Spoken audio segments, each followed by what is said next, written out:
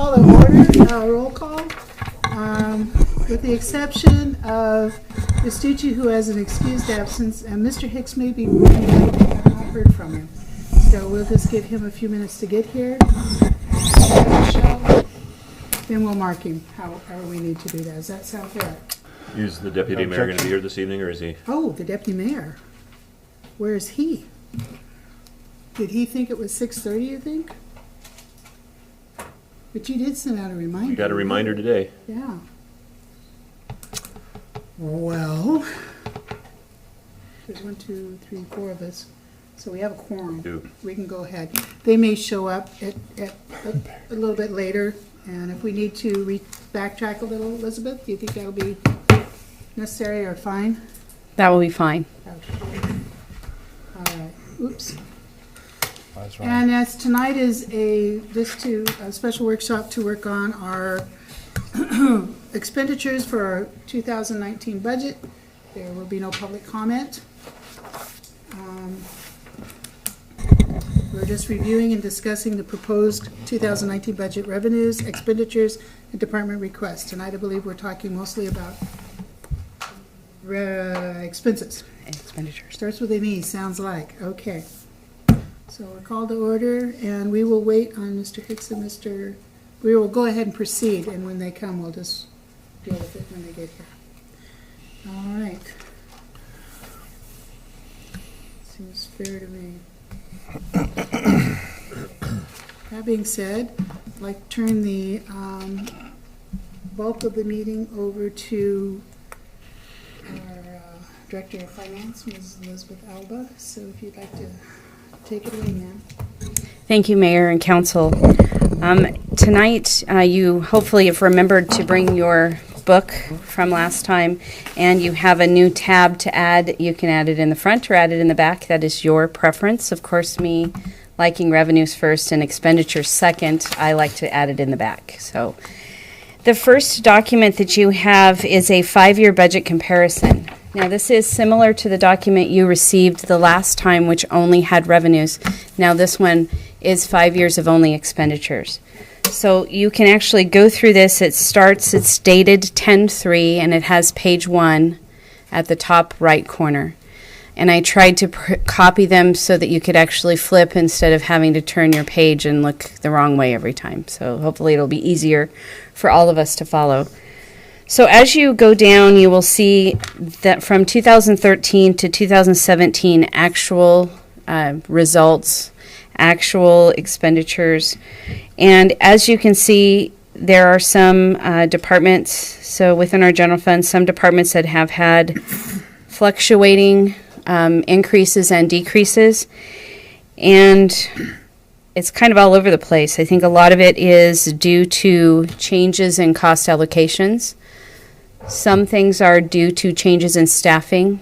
I will point out one, financial and city clerk services. You'll see a fluctuation from 2015, 16, and 17, and that is staffing changes.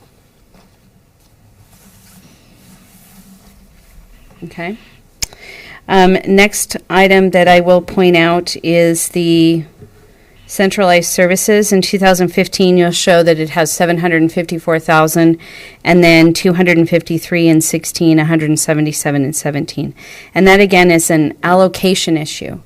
We were budgeting in central services all utilities for all buildings, and then not really appropriating it out to the people that were actually using it. So those budgets and expenditures were moved to, for example, the Law and Justice Center. All of their utilities were in 518. We moved it actually to the police department, dispatch, and jail, and then also the court takes a portion of that. So we started changing our allocation methods in 16 and 17, and that's reflected directly in there. And on that same note, you'll see that in law enforcement, they have increases in 16 and 17, and some of that is attributed to allocating costs to them that previously had been in the budget for 518. The next item, fire control. Again, same issue. We're in central services, moving it out into the actual fire department, changed how we actually charged those funds out. Nothing else really remarkable except for maybe dispatch services, noticing that that's went down. That is also a change in our methods where we actually attribute what would be dispatch versus a building cost or a, something that belongs in a police department line item. So a question then, in the 2017 appropriated, in the items that you mentioned, where it shows that we have less appropriated than what was actual, that reflects a mid-year budget adjustment? It doesn't. This is our ending results for 17. So if we did a budget adjustment, it would be in that final number. Okay, that's what I So, was. we, after the fact, you don't go back and change. So this is final results. And that's why it's a 5-year look back, so that you can see where we were the last 5 years. And we did the same with revenue, so you can kind of see where those have kind of been all over the place. Just wanted to clarify that. Yeah, and that's fine. So these are our final numbers. Kind of just going down the list a little more. Excuse me. Yes. Ms. Alba, I just want to recognize for the record that Mr. Hicks has arrived at 6:07. So he's to make that note for our record.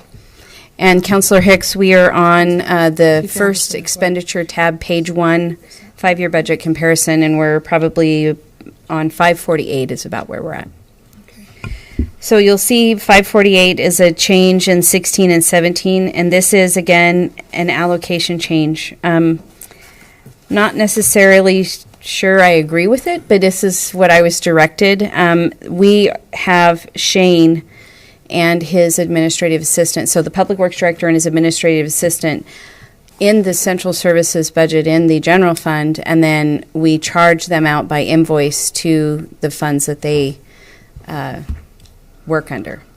And some of this is a direction from the city manager. The city manager's desire is that all salaries are easily located within a line item in a budget, so that you can go to the city manager's salary, his budget, and it will have all of his salary in there.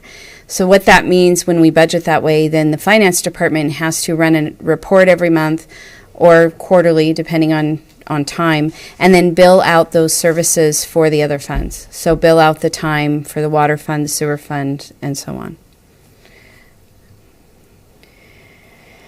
Planning and community development. In 2016, we hired a permit tech. So you'll see the additional funds there are attributed probably to that.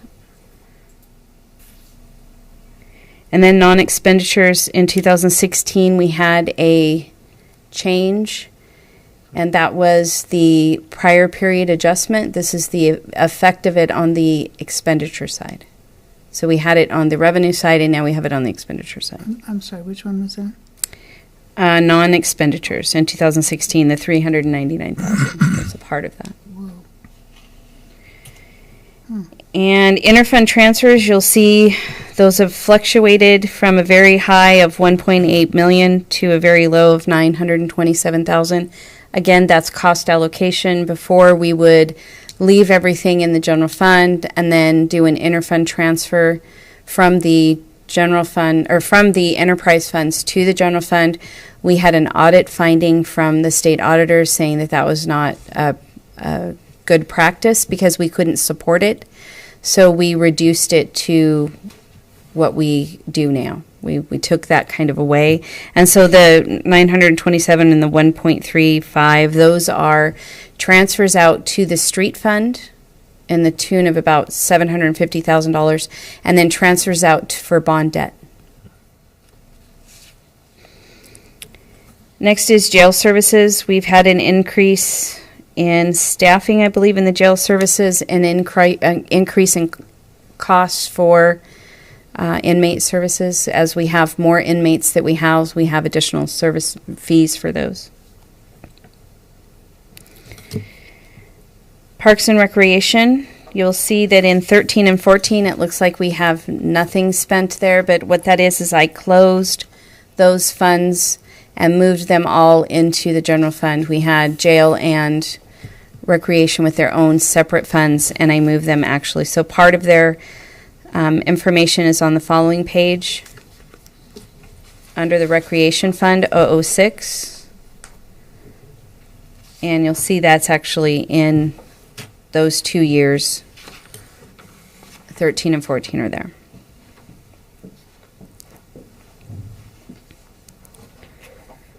So questions so far on our 5-year look back in the general fund? Most of the changes we were seeing from 15 to 17 are because of the change to cost allocation.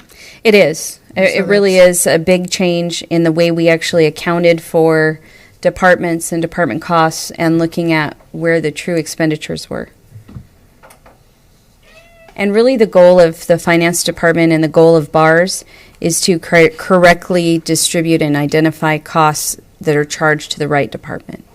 So if it's office and operating supplies and we are using it in the finance department, we then put it towards the finance department actual budget.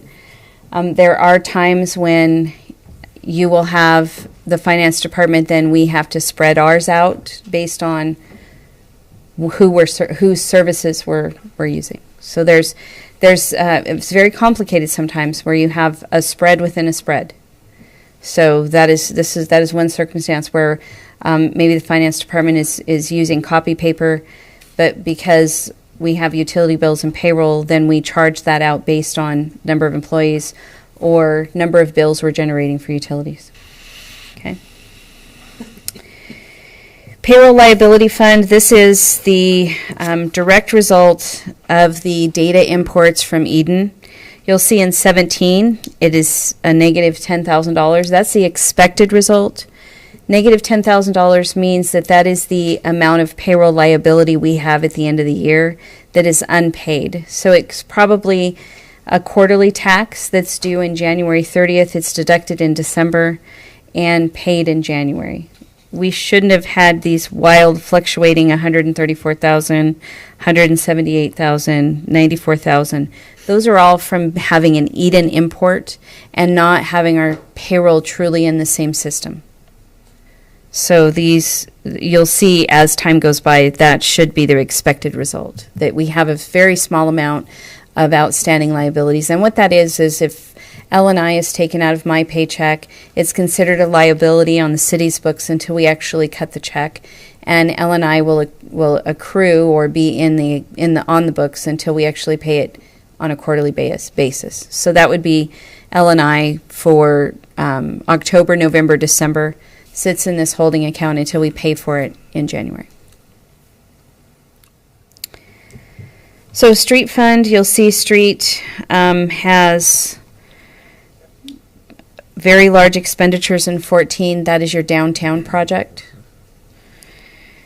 And the street fund expenditures really have stayed fairly steady, but you will see, capital expenditures. And those are the two items that fluctuate due to projects. Investigative fund has stayed relatively flat in 17. There were some expenditures for $20,000, but it was appropriated and council did approve that expenditure. So turning the page, we're on the Crime Prevention Fund. Again, this is another fund that has a specified use. We had times when we've used this fund and drawn down the balance a little bit, and then other years where you see we've barely touched it. And again, this is one that has a specific use that's been defined by council. Public safety tax. Again, this is the fuel tax, law and justice tax, very specific, can only be used for certain purposes. We did go a little over budget in 17. Again, these are things that we have to look at every year and make sure we're living within our means on the law and justice tax. Tourism expansion. This is the LTAC fund. Again, this is governed by the LTAC board who makes the recommendations to council, and we regularly try to stay within our budget on that one. Occasionally, we have made a decision to take a little bit of the fund balance and use it, but for the most part, this fund is healthy and stays within its means. General obligation bonds, you will see in 2017 a very large expenditure of $1.8 million. And what that is we refinanced our bonds, and for reporting purposes for the annual report, I had to show that we expensed one and then got the revenue for another. So that is the paying off of the old debt. I'm glad you mentioned that because I did have a big exclamation point by that one. I bet. And this one actually was quite an issue for me. I did not properly code it in our accounting system. I did not properly record the bars number. When I went to do my annual report it was March when I was doing it, and I was looking through this, the state auditor's office would not accept the number I had on their online system. So I had to go back and do research and found out that I actually had coded it wrong. I coded the difference. So I said, well, if we took this much in and we put this much out, here's the difference. And it didn't allow me to do that. So what I ended up with is no budget for that because I can't go back in March and amend last year's budget. I was just going to, thank you, Elizabeth. I would just want to mention that Deputy Mayor Francisco has arrived at 6:16, just to mark him as being here for tonight's meeting. Thank you. Thank you. I apologize. I thought it was a 6:30, the meeting. I just completely forgot. Accepted. So now we're on to 303 Community Development, and if the pages were numbered, we would be probably on page 3 or page 6, 5, 6. So at the top you should see 303 Community Development. Page 5. And this one is a fund that we have not appropriated anything. In 17, we appropriated $78,000. We didn't actually get that project. This is CDBG money. We've talked about it several years trying to use this for something, and I think in 18 we have planned also and try to do something. It looks like in 19 it might come through. So this money will be allocated for the 19 budget for the bridge project. So, yeah, this year in 18. So it may be a part of a budget amendment. So. Is that the bridge project? Bridge project, yes. Right. 304 REIT. This is one that we have specified use. We regularly do interfund transfers and capital projects in this fund. The interfund transfer goes to the street department. The capital expenditures are usually related to parks. 305 REIT 2. Shane, refresh my memory. REIT 2. This is park improvement. I think this is the park improvement one. I always get them. I get them mixed up as well. The 304, 305, I get mixed up. I know one is streets and one is park. Right. And one you can use for some park, but only if it's not equipment, right? Correct. Infrastructure. Every year when I look at this, I have to go back to the MRC guide and read it and make sure I know what's allowed and what's not allowed. But we also actually make sure before we do any expenditures or even budget, we code it and we know what it is. So I was just wondering if just based on the amounts, if that would be any kind of an indicator of which one they're for. The 167,000 versus the 61,000 could be a clue there with parks and or. and I do know that 304 with the 125,000 for sure that's streets because I do an interfund transfer there. Okay. Fire Equipment Reserve Fund. This is the Equipment Reserve Fund, and we moved the remaining fire station project money in there, which was actually the $28,572.92, which you see in the next line item in 16. And we haven't appropriated anything in 17. I think in 18 we've got a couple things that are scheduled, but this again is for fire equipment.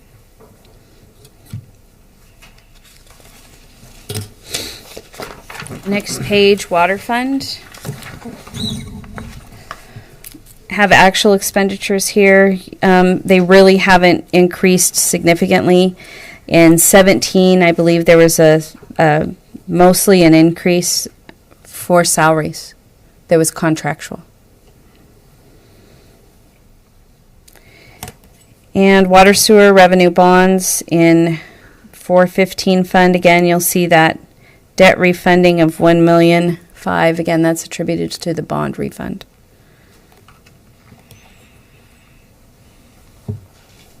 $416 capital projects. I've created this fund. We did have some capital outlay, and we actually used this fund back then. And I've actually split it now so that it is no longer a water sewer fund in 18. It's a sole water fund, because it was very confusing to try to split that. So it will now, this one will belong to water, and then sewer will have its own. So we'll be looking at moving capital projects into those funds so it's easier to identify. This is 420? 416. Oh, okay. So it used to be a combined fund, and it'll change in your 18, 19 stuff. So we're just looking at a 5-year look back, so this is past. 420 fund, 2017, you will see capital expenditures of 1.7, and that would be attributable to the start of the screw press.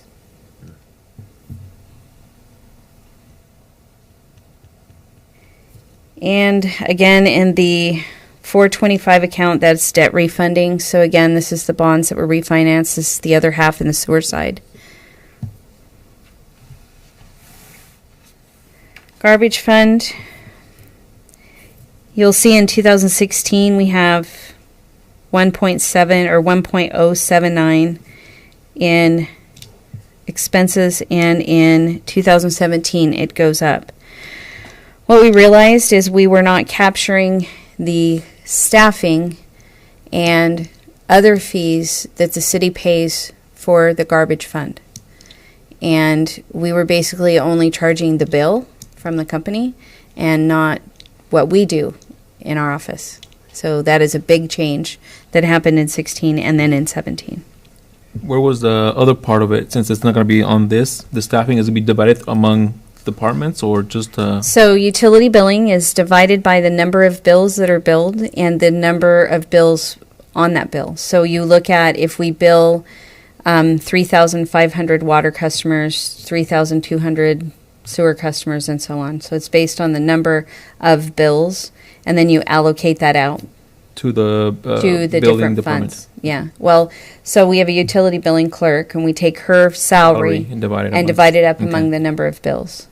So the ambulance fund took a hit, the garbage fund took a hit, the stormwater fund took a hit, because those were all within those bills, and in the past they weren't being captured by all the departments that they actually used.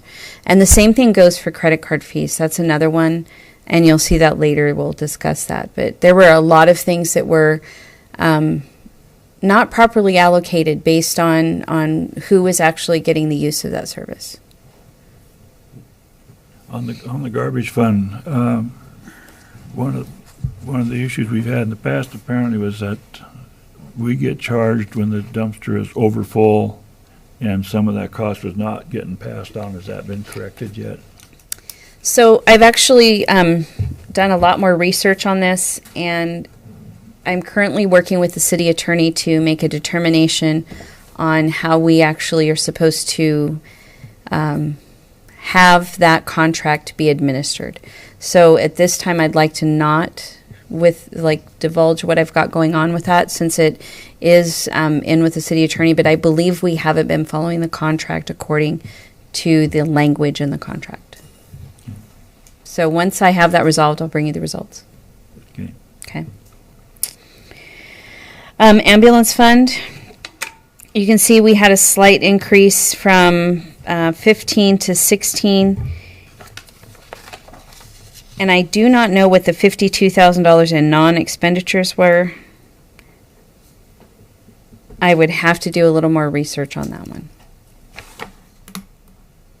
But really, there hasn't been significant increases except for payroll is really one of the biggest things.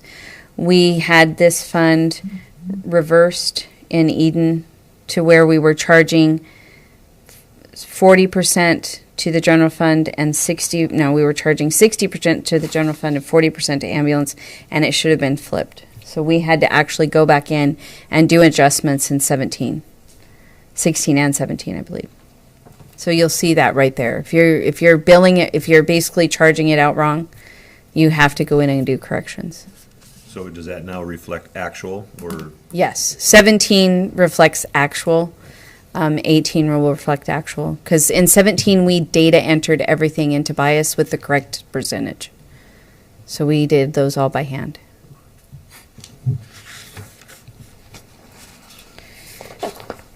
Next page, stormwater. And you'll see we have, changes in this fund.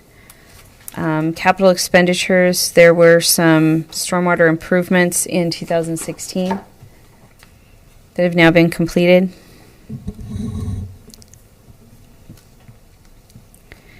And this 460 account, unearned revenue from Eden, I'm not sure what that is. I believe that in 2013, that's a part of our import. When we imported from Eden, it was some little stray thing that I'm not sure they knew what it was for. And what's really weird, the title is unearned revenue, but it's an expenditure line item. So I'm not sure what happened there, and it was before my time. Equipment rental. So equipment rental was one that we were charging out a lot of things in and then not charging it back to the funds that have equipment rental. So now you can see in 16 and 17 we've corrected that. We're charging it out to the funds that belong for debt service and things like that. So if we purchase a vehicle for the police department, we leave it in the general fund as a general fund expenditure. We don't put it in the equipment rental fund, because later you just have to go back in and try to figure out where it goes. And if we ever get to a point where we can use the equipment rental fund as intended, then we'll talk about moving some of that over here. But for right now, we don't have enough surplus to do it. Public Works Service Center, we closed that one in 2015 for the 16 budget. Again, we just allocated it out to where it actually needed to be originally, instead of having a little bit over here and a little bit over there. So this was allocated by the square footage, and we actually just, when we get a bill for it, we send it out to who needs to actually pay for the bill. Information technology, again, same thing. We had principal payments in there. We took those out. We also changed our allocation methods. I'm not sure why in 16 it's so low, and I suspect that we reduced our expenditures instead of. So the proper way to account for this is to leave your expenditures in the fund and then bill through invoicing and have it come as a revenue into this fund and leave your expenditures here.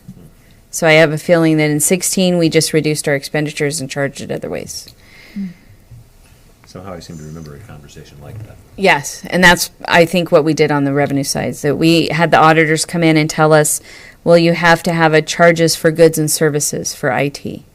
So we invoice. So quarterly, Delilah prepares invoices for all the departments that have computers based on the number of computers, and that's how we invoice out these actual expenditures. So they stay as expenditures in the IT fund and then are invoiced out, and it comes back to that fund as a revenue, as a charge for goods and services. Court trust fund.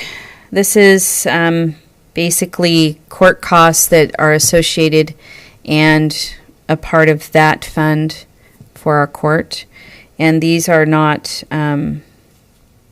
they're trust funds. So these are the, basically funds come in and then funds go back out, but they're not, it's money we're holding in trust for the court. It's not our money. So it's just pass through. It's just, yeah, Is that basically the pass inmates? through. No. The court trust fund is actually court costs. Okay, We have a jail trust fund too. right, okay, I see. And that one is up above. Jail one is up above. Court, I just skipped the jail one, but both of those are basically trust accounts, but we are holding someone else's money. State court fines. This is one that we, I've done a little bit of research on this one, and I think that There still needs to be some cleanup here, but what this is if you come into the city and let me give you an example that I can use readily. We charge you for a concealed pistol license. There's a portion of that is to the state. We put that money in here as a revenue, and then we pay it out as an expenditure. So if it's a $10 fee that we have to give right to the state, we bring it in as $10 and we spend it out as $10. We discovered this last year in 2018 that some things weren't being coded correctly in there. So we've been actually auditing this year. Fingerprinting fees were one of them that I'm ready at identifying, because we found that some things were in there coded wrong. And so we started matching up expenditures with revenues. So we would look at how many fingerprint fees did we take, or whatever. I don't think it's fingerprint fees, but how many of these did we take, and then how many did we remit? And we found that they weren't quite matching up. So I think that in prior years, there's probably things that need to be looked at. But for right now, we're picking the low-hanging fruit, which is 18. So we know now that we're actually reviewing how much goes in and how much goes out, and they have to match. So every month we're taking a look at that. Fireman's Relief and Pension Fund. This one we discovered should have had some of the LEF 1 firefighters medical in here, and we weren't doing it, we weren't capturing it. So you'll see in 17, we're actually allocating it where it should go. And so your last page is your comparison. So this gives you your bottom line. You can see in 16 our actual expenditures was $24 million. In 2017 it went up to 31, and then we'll get to look at where we're at in 18 here in a few minutes. Are there any questions on our 5-year look back? So the sewer fund looks like almost doubled. Do you have a bunch of projects that we used money for match? Is that why it went from 2.2 to 4.069 million? Screw press. Screw press, okay. Oh, yeah. And obviously there's a sewer revenue bond fund. And that was the refunding bonds. And remember when you weren't here, but basically we had to account for the incoming and the outgoing of those bonds. So When what the auditors brought up as far as... Right. Okay, yeah, I remember that. So the net change was 178,000. Wasn't it zero because it was in and out your Yeah, bonds? but I did the net instead see. of putting it in and out as a revenue in and an expenditure out for the ones that we sold and the ones that we received. Correct. Okay.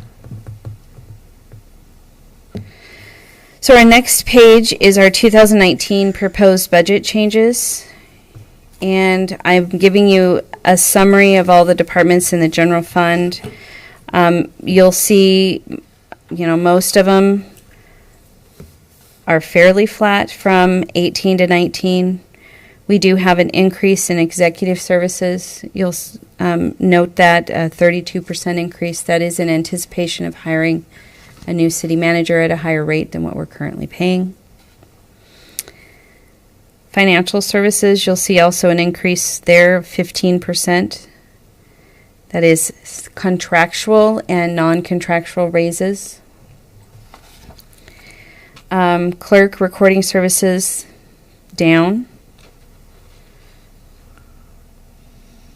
City attorney and prosecuting services, we have had increased costs there. And that is due to taking on the court for Toppenish.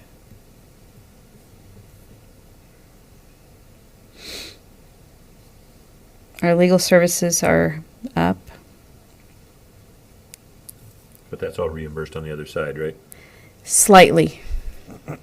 Not all. Not every encompassing thing is reimbursed. So we're still looking at that contract as well. That's a good idea. Yeah. And a lot of times, as I go through this budget process, I start identifying things that look odd to me. And then we start digging and then find, let's look at this. And it sometimes leads us to looking at what's going on. So it is actually a really good process for me to go through and look at everything and make sure that things are in the right spot. It actually triggers us to look at our employees being charged in the right place. Is somebody's benefits in the wrong line item, et cetera. It really does give us a chance in the finance department to really even just look at current, what's going Well, on. and things like the contract that we've got with the courts for other cities, I don't mind. In fact, I love helping other cities, but I don't want to go in the hole doing it for them. So keep an eye on that, make sure we're not going backwards on these things. I agree. So I'm really going to go very quickly on this one because I think what you really, really want to look at is the very last page. Because it's really actually the easiest to look at and gives you a one-stop shop for where we're at When you're talking about the last on a page, fund level. So page 28, Okay. and it's right, it should have a blue tab at the top. So you'll see in 18, general fund, Wait a minute. I'm not sure I'm at the right spot. You said what page? page 28 of the 2019 proposed budget changes. I see it.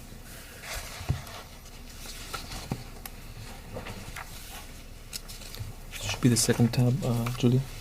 Second blue tab. Okay, I got too many blue tabs. Too many Okay, tabs. yes. I have.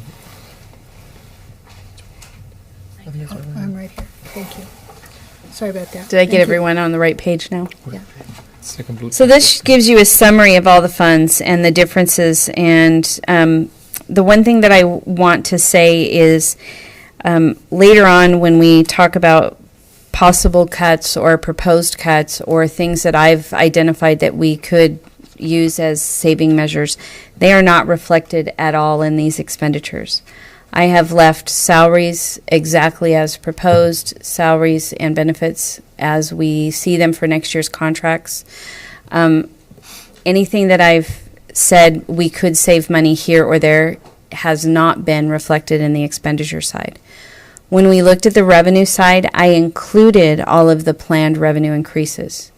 So that's the one caveat that I want to make sure that I mention. So if there's a proposal that I've said this is something we can do, I have not included in the expenditure side. I have left everything status quo as presented from council, or not council, excuse me, staff. And then our salaries are based on our actual people and current and what we have for next year. So it's expenditure side contains no cuts. Okay. I feel like cuts need to come from the council. Okay. And you can see just looking at the difference that just between pure budgets from 18 to 19, we're 5.3% over in the general fund. Payroll liability, we've actually reduced. Street fund is over. Can I explain that? Go ahead. Okay, the 17% you see there, we've got projects, the East Edison Half Street Improvement Project, that match is included in this, but the school district is on the hook to pay that. So there's, and I don't remember what that dollar amount was, we looked at it this morning, it's $180,000 in that. And then there's part of the bridge project is also in that. We have to do a budget amendment, which will let us roll some of that back into that project. So that 17% over is kind of misleading, so. Elizabeth, on the payroll liability fund, is there a reason why did we not use that much on this year so far? Is that why we're dropping it quite a bit? We're dropping it because it should be dropped. It actually shouldn't. We shouldn't have a lot of outstanding liabilities. We should be paying our liabilities. What I'm thinking about this fund is when somebody obviously departs from the city and they have like a ton of vacation, a ton of sick time. Isn't that the fund? Does not happen there. It happens at the actual place their salary comes out of. So you have it built into that already? It should, yes. So payroll liability is just unpaid payroll for that at the end of the year type of thing? So what it is when we have quarterly, so like the L&I, and it's for October, November, December, and it's taken out of my check on the employee side, that's the portion that sits in the payroll liability fund, and then we pay for it in January. Okay. And it's about 20,000 approximately. I have a feeling it will probably be less because we won't have as much liability as we used to because we aren't keeping that fund. We're paying our bills Every and we're month. paying our payroll. We're the only thing that would be left would be anything quarterly sitting there from October, November, December. Okay. And it's only the employee portion. It's not the employer side. We have that actually sitting in their benefits Okay. Thank you. in the funds. Is that because of the cost allocation too, to make sure that's all pulled out where it needs to be? But you did say it was about we were paying those other bills, those other. It's because we are no longer using Eden, and so what Eden would do is it had a double entry accounting system, and in order to get that to work, they would dump it all into that payroll liability, and then it would sit there, and it didn't quite jive with bias. And it made a mess, and so it would just grow and grow and grow until we'd go in and do an adjustment. And the way it should work is that we shouldn't have that many outstanding liabilities, because we're paying them. Okay. And in the Eden method, it all came in just really wonky, I'll be honest with you. It was a mess for me every single time we had a payroll import. It would not work the way it was intended because their bars system did not match Bias's bars.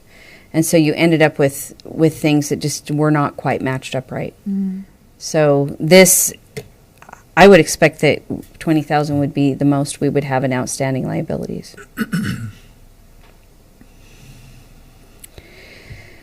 So really going down the list, the next one we'll look at is the public safety tax, and that is increases in payroll liabilities. Tourism expansion, we've got an additional request for $10,000, and I'm not sure, Jackie, do you remember which one that was?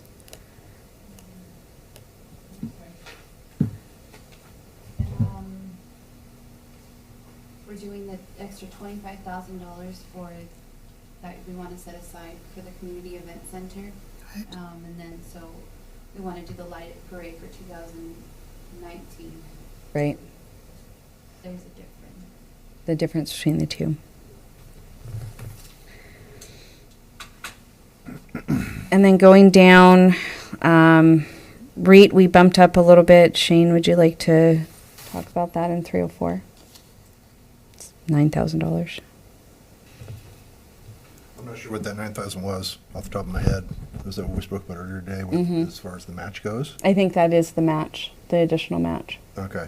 I thought it was a little bit more than that, because that's what I spoke about earlier up on top. We talked about, or actually earlier on, about the bridge project. We've got about 78,000 that we wanted to use out of the CDBG.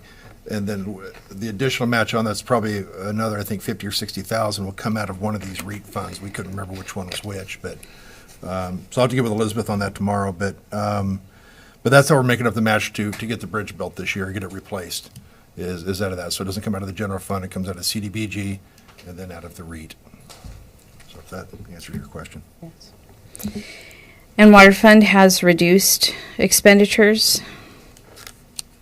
And that's, really, when we've looked at a lot of these, we've eliminated a lot of capital projects. We've eliminated as many line items as we can and reduced things wherever we could make a reduction. And you'll note when we get farther in this packet, there are no new requests. So anyone that has come forward with a request, I've said we're not taking new requests. So no requests for new equipment, no requests for new personnel. I pretty much said no to everything. So anything that you see that would have been extra, it's not going to be here. Not gonna happen. Sewer's also down for completion of the screw press. But then there are a few other expenditures they did include, and that was the dump truck. And what was the other one? I think it was just the dump truck. Just the dump truck. Yep. Wasn't the dump truck out of this year's budget though? Yes. Okay. Garbage fund is pretty much the same, not much difference. Ambulance fund, you'll see a slight increase there. And that is contractual. Part of that was the flip too, but So part of that was the proper allocation, the 60-40 split back to 60% off the fund. So that's why we had said before that we were going to be in a situation with this ambulance fund sort of not funding itself. Right. The added cost for us this year is increases in contracts for Okay. dispatch service. That went up a little bit, and then some turnout gear, and then it's basically our operating cost of operating supplies, and the amount of operating supplies are going up because of call volume. and then we also do have some contractual salary increases, but their budget is actually the same because we did not have, their contract is in negotiations right now. So if we were just following with the same contract we had before, and if they have an increase, like a step increase, that would be included. Stormwater fund, again, the same thing, just getting the right people in that fund and making sure that we're charging the right salaries out. Equipment rental, that's an increase contractual for salaries. And then a few other line items we increase, like utilities. There are a few things. Fuel sometimes fluctuates. Information technology, this is an increase in the amount we're paying for internet. So you'll see an additional $16,000. I did not reduce the other side of it, so I'm still waiting on a final number. We will be switching over to Yakima County internet. And once that switch happens, we'll decrease and cut CenturyLink. But I still don't have a date, so I'm real reluctant to cut the CenturyLink one. But this $16,000 right there is an increase on them providing, and it's not all 16. Some of it is also an increase in services for IT. I'm going to say that's a tremendous amount of an increase Yeah, it's from one year to the next. yeah, but it's not all internet. It's also some of the services they're providing to us. So you can see this page 28 gives us our expenditures are up 2.7% from 2018. I'm sorry, which one was that? So if you look at from 30 million to 31 million, the difference is $837,000 or up 2.7%. Oh, I see. I just got a quick note here to include to, our meeting is currently offline because the YouTube is down worldwide. So our meeting tonight, this portion of it, temporarily offline. So if anybody Okay. should ask, YouTube's at fault. So, okay, thank you. So now that we've trudged through 5 years of a look back at expenditures and then a look at proposed expenditures for 18 versus 19, I wanted to give you on the next page everything all together. So now this is the revenue page that you had from the previous workshop. This is the expenditures we have from this workshop. And I want to duly note that our revenues have included the increases that I proposed. So it does include the additional B&O tax of 10% going to the general fund. It includes the transportation benefit district. It includes all of the things that I said we needed to do to get revenues flat. So 100.7% includes all of those proposals. And a list of those, if you want to remember, is in the very back of your revenues section where it talks about the proposed utility increase, ambulance rate increase, all of the things that we talked about raising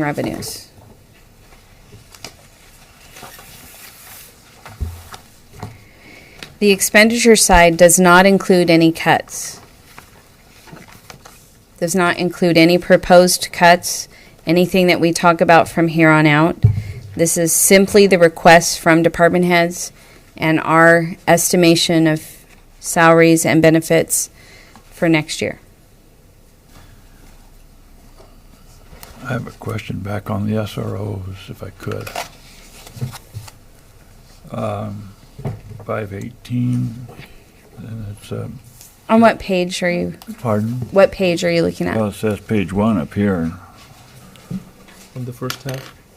It's the, is it the first tab? The first tab, yeah, under the first tab. It starts out with legislative services, the very first item on that page. Okay, You ready? ready. Okay.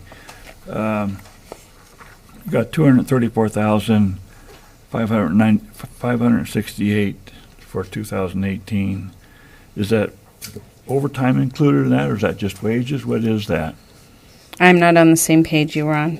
Okay, it's under the first tab, but it says page 1. The top item is 511, legislative services. That's the first item on the page. What's the title of It's on the document? 5-year budget comparison, or are you This on is general fund expenditures, page General 1. fund, yes. general fund? Okay, now I'm on the right one. School resource officer. Okay, it's 234,568. Does that include overtime, or is that just wages? What is that? That is the entire expenses for school resource officers. So it's going to include wages, salaries, benefits, any costs that they have associated with that actual expenditure. Does that include Vehicle, guns, vehicles, tasers, Everything we can charge to those line items, we identify those as school resource officer. Why is there such an increase for 19? It's almost a $30,000 increase. We have had a salary increase for all of our police department guild staff. Through the But bargaining there's only unit. 2 people, that's 15,000 apiece, or about 14,000 apiece. So we'll discuss some of this items here in just a few minutes. Okay. As we go So forward. let me go Hold that thought. on, yeah, hold that thought. Let's move on then to the next page. So the next page should be your 2019 Sunnyside personnel budget. And if you've looked at the 2018 budget, this is exactly the same format that you would have seen. It should look like this. And we've brought this forward to council before so that you could look at a range of salaries. This is what is proposed for 19.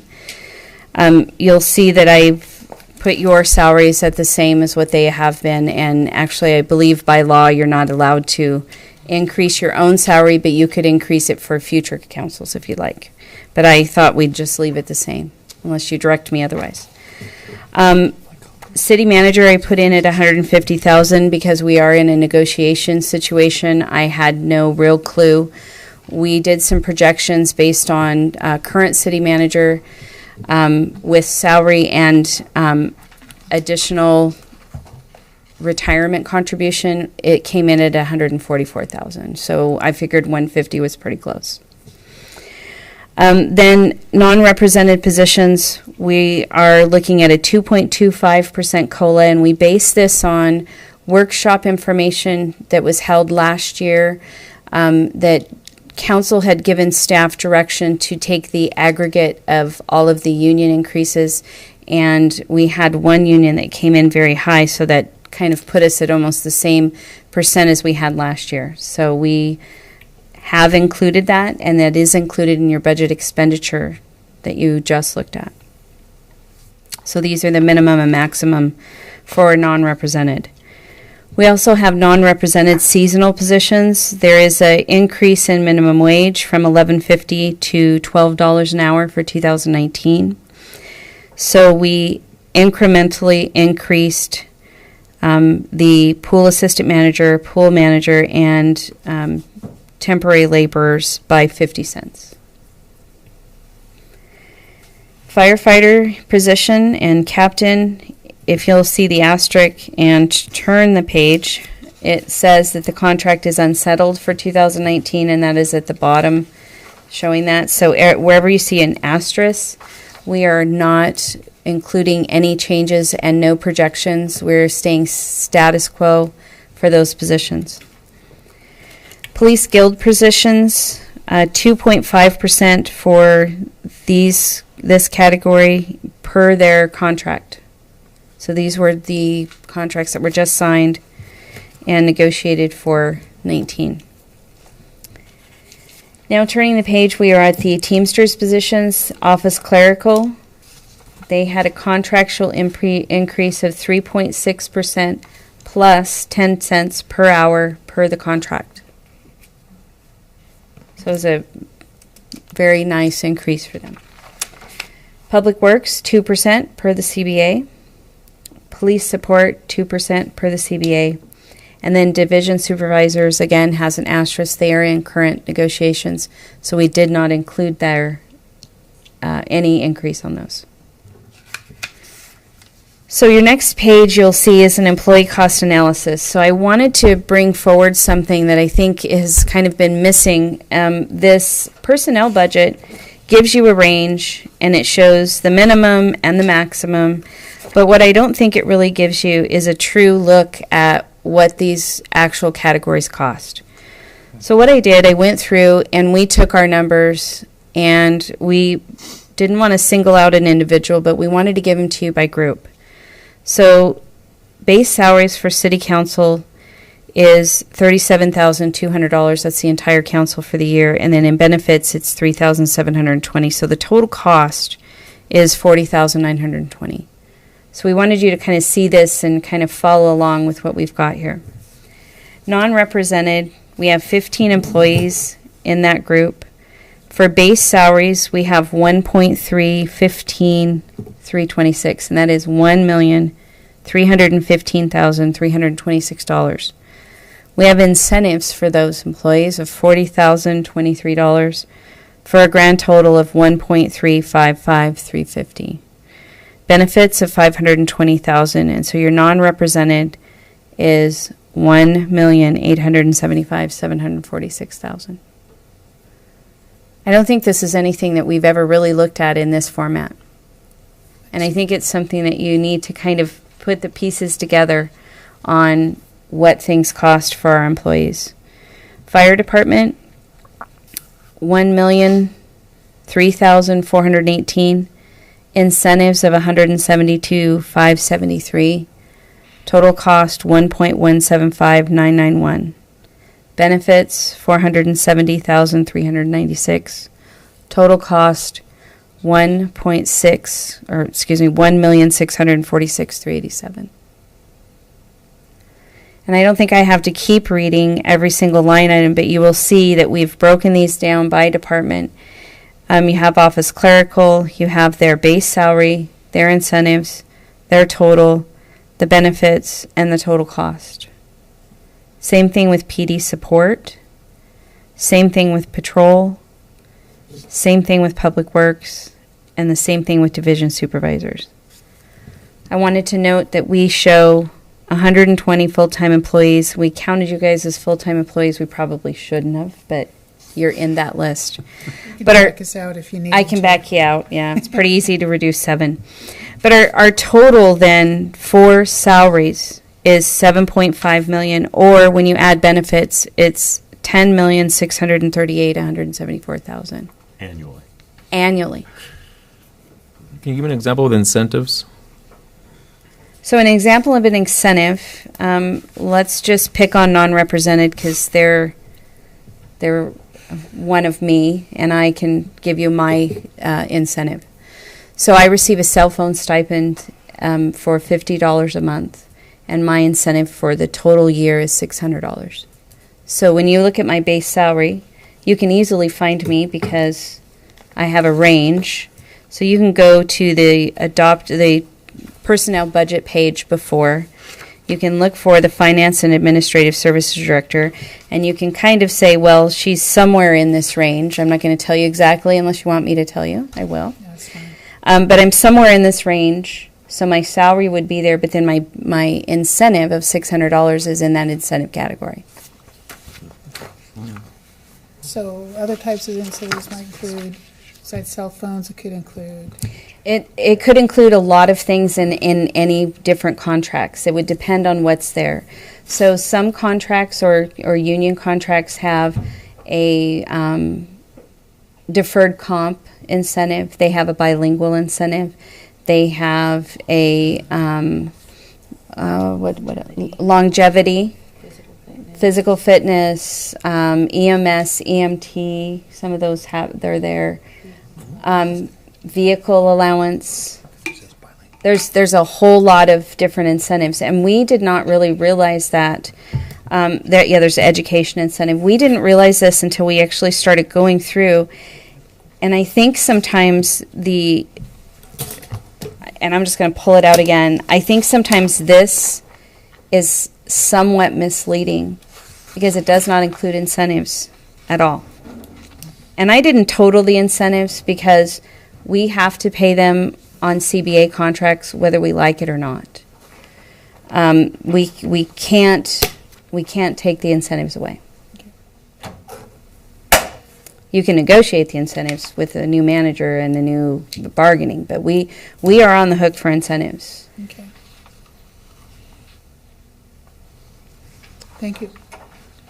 Okay, So then the very last document is one that was really hard for me, was really hard to come about. And I'm just going to go through kind of the logic behind this and what I'm looking for direction from council on. So you'll note that there's items and they go 1 through 15. So I've brought forward 15 reduction options. These are just ways to change our expenditures and ways to reduce things. They are not all inclusive. They are not everything that we could do, but they are things that could give us some savings. But there is a true cost to every single one of these line items. So as I go through them, I'm going to speak to the ones that speak to my department, and then I'm going to allow the department heads that they impact speak on their departments and the things that it's impact to them. So the first one is eliminating the pool cashier staff. We talked about this at the summer workshop. I wanted to give you a real dollar amount. I looked at the cashiers we currently paid. This is at their current salary and benefits. And so we basically saved $7,800 by asking our lifeguards to cashier and not having pool dedicated cashiers. I think that's doable. I don't think it's something that would really cause a great impact, and we can train and have a better policy on getting people trained to do both jobs. Reducing a pool assistant manager to 1. We did have 2 this last year. That saves us $4,500. Reducing the community center part-time summer help reduces down from $6,200 to $3,100. So these aren't very large savings, but they're small ways that we can reduce our costs. And I will let you know that our one person at the community center was a little bit disappointed to take that person that really helps during our summer busy. But I really looked at everybody and tried to find ways to reduce costs. Currently, we have, or I'm proposing combining the payroll and permit tech. It basically eliminates one position. I don't have that page in my. You don't have that page. Well, we can give you that page very easily.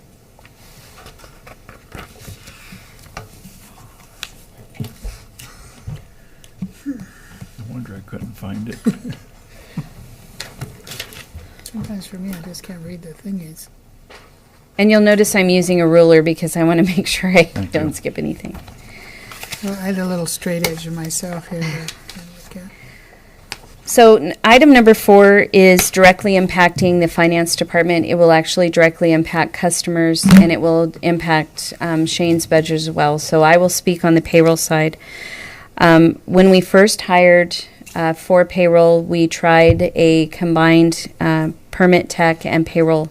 we found that it was very cumbersome. It wasn't easy to have someone in one spot half of the time and in the other spot the half of the time.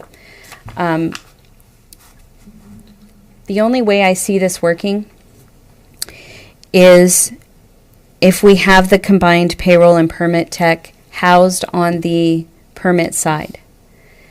And they would be able to have an office where they worked inside their office and closed the door during the payroll times. That being said, that would mean my front counter at the City Hall side would have two staff. On Friday, we had one person that was out. I was out. I had to come in and work. On Monday, we actually had 2 people out, and it left 2 people in the finance department. So it left one cashier and myself. I elected not to cashier because I was doing banking that day. And so we actually did have to close our side of the door for 1 hour to allow someone to go to lunch. And the person at the permit side receded for that 1 hour for utilities. So the way I see this is if we eliminate a person in the finance department, which sits up front taking utility payments and answering the phone and doing the intake for the mail, I do believe we would need to reduce our hours that we're open at City Hall. I don't see it being any other way. We probably would need to close for the lunch hour so that I can allow people to take lunch and not have to cover the lunch myself. Elizabeth, who used to do the business permits? Building or business licensing was a combined function, and we took the payments on our side, and the planning side took them as well. So now the state is doing, the DOR is doing those. Does that free up any other time at all? It freed up a little bit of time, but you have to think about it as it was a cycle. So we knew that it was when we were sending the dog licenses and the business licenses in November, the renewals, we'd be busier in December and January taking those payments in. And we receipted all of the stuff that came in the mail on the finance side, and we shared that. So the building department and the finance side, we shared it. So there's not technically one person doing all this year round. It's more like shared between different departments. Correct. Okay. We usually try to work together. If the planning side can't be open because they don't have enough staff, they'll come over and we'll take their payments. And the same thing, it's if we're short-staffed, they'll help us out and take our payments. And so we've been trying really hard to make sure that we have someone available on either side if we are shorthanded. And I think that Shane has something to say about this, so I'll allow Shane some time because this impacts half of his department as well. So it would eliminate of his full-time permit tech. It would basically take them down to a half-time because they'd be doing payroll half of the time. Yeah, and that's correct. And it will, I mean, it obviously, there's obviously an impact. We just approved 3 new subdivisions, so, permits, here this upcoming year are going to start coming in. So it definitely poses some challenges for us, especially when the person is going to be doing payroll twice a month. So that person has to kind of get pulled away but like Elizabeth said, as far as the cashiering goes, I think we got that covered.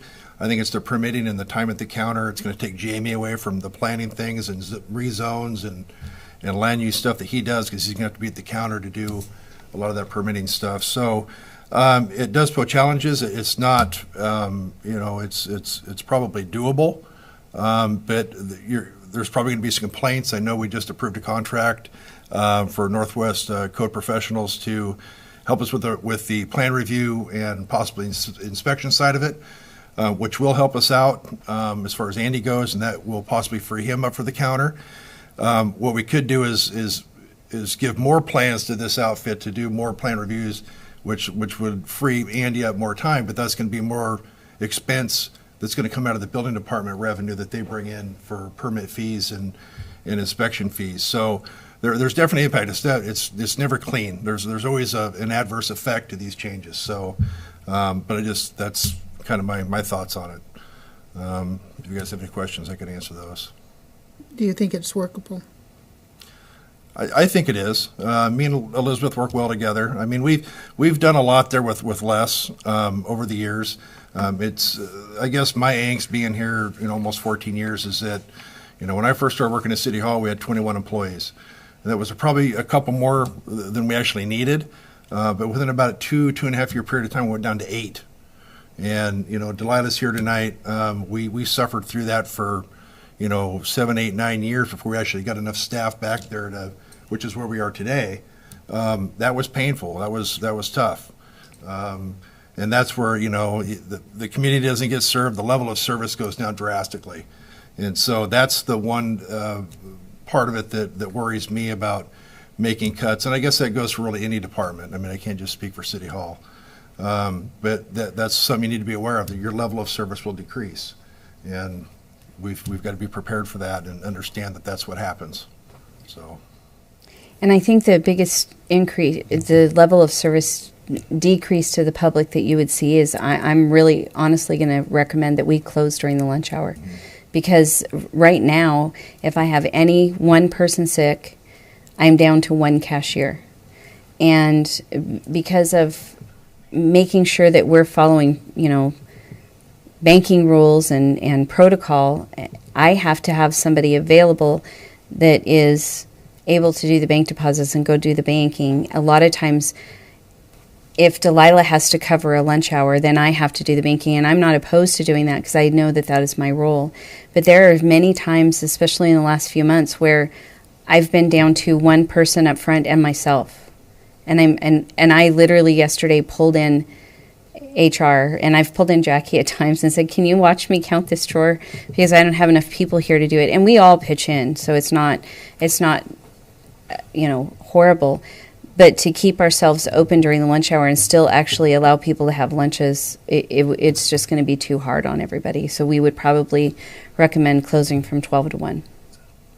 And we're already opening a little bit later. Yeah, and we're opening at 8:30 so we can get the drawers done in the morning. So. All right.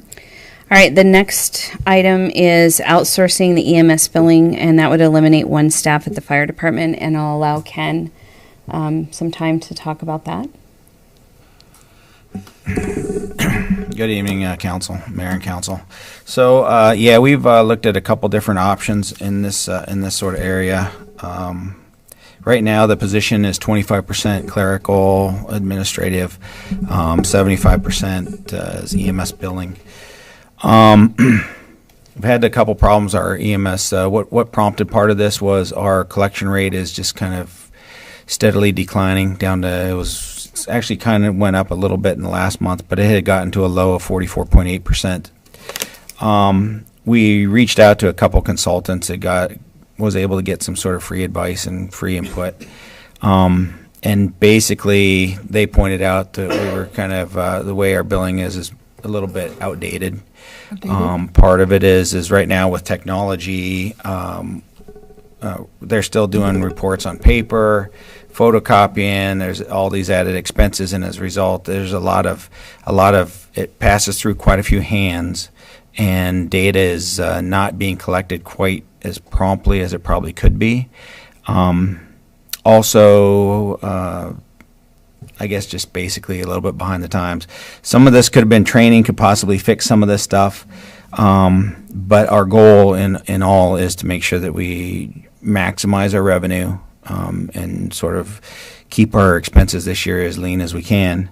Talking to one of the companies, we had actually talked to one company in Omaha. There was going to be basically a commission rate. We did find out, though, once we got involved in this GEMT program with the state, that only costs that can be expensed out for the GEMT for potential reimbursement are actual fixed costs. So operating on a commission basis is probably not a great idea. Although, in theory, it seems like if they're going to make a commission, they work a little harder and do a little bit better. The last company that's an in-state company that contracts with much of the state is based in Poulsbo. They basically gave me a quote today. It would cost 31, based on 2017 call volume, it would cost the city $31,740. In addition to that, it would be a cost of postage cost, which we already pay for our bills as it is. We sort of feel like there's a little bit of a challenge. I would rather, and my personal feeling is I would rather have pretty much people coming to the fire station and enjoy coming to the fire station rather than feeling like they have to hand money over. And with the way things work at the department, we're in that same situation. When someone's away at lunch, there's only one person that has access to the database, has access to the money box, et cetera. So the door is just closed. And it seems like my first goal was to try to get that position over into City Hall. However, I think that we could do without the administrative assistant for a while. Those 25% functions, we did get a cell phone that the captains can carry, and I think a lot of that stuff can be handled over the phone. And with technology, I think if nothing else, we can use voicemail. I don't think there's anything, if it's so crisis that it needs to be handled, they can just call 911 essentially. So so basically we've bounced this around, and if necessary, we're willing to. We think we can make ends meet and without the position for a while. All right, thank you.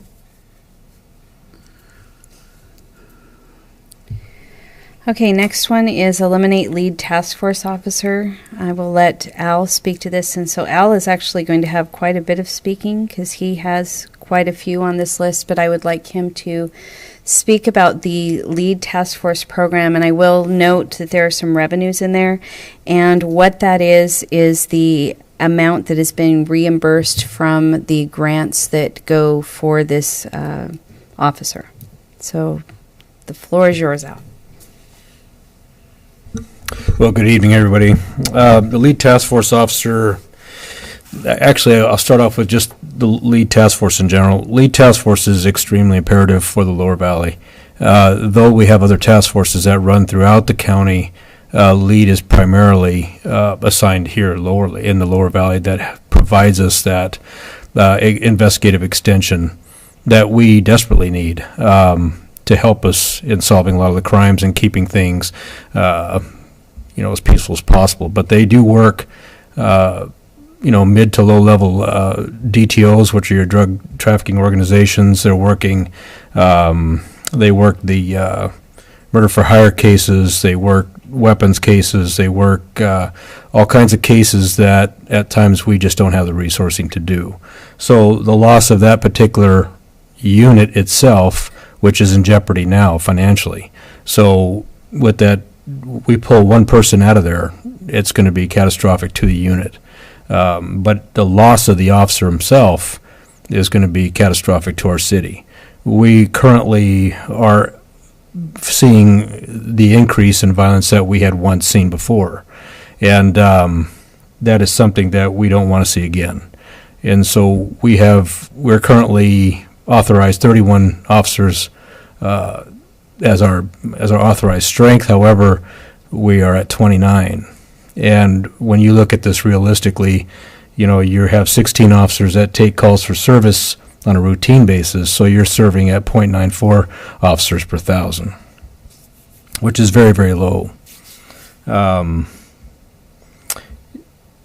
with pulling the lead task force officer and losing that individual, you're also losing the revenue that goes along with that. And so it is a revenue generating position. We do get our reimbursements from that. There is a particular case right now that could potentially yield over $1 million to the task force. However, it's being challenged, of course, and that takes a substantial amount of time in order to remedy. So those resolutions don't come overnight. So without that, it's going to be very difficult for the Sheriff's Department and other departments that are currently involved in that particular unit to survive. So, can I ask a question on yes. that? You're talking about the task force, lead task force surviving. Are you saying that there's problems in the entire program? I'm sorry, say that again? When you talk about that there's problems with the program and they're maybe going away, are you talking about the entire program, not just the one officer that's from Sunnyside? Correct, but if you pull the one officer from Sunnyside, that there is no means to refill that. And so But there is a program with the Yakima County lead program. Well, the lead That's task. what I'm understanding you Yeah, to say. the lead task force is a multi-jurisdictional unit. Understood. So it does have, but it's actually headed by the sheriff's department. So the sheriff of the county is the presiding authority over that task force. So it was primarily funded through grants, and the grants covered wages. And so when those wages were covered, the grants started going away. So then the respective agencies that were participating had to pick those wages up. And so we're currently in that boat at times with overtime. So it makes it very difficult for that unit to survive. So if they don't come up with a way to cut expenses, kind of like what we're at now, that they will fold.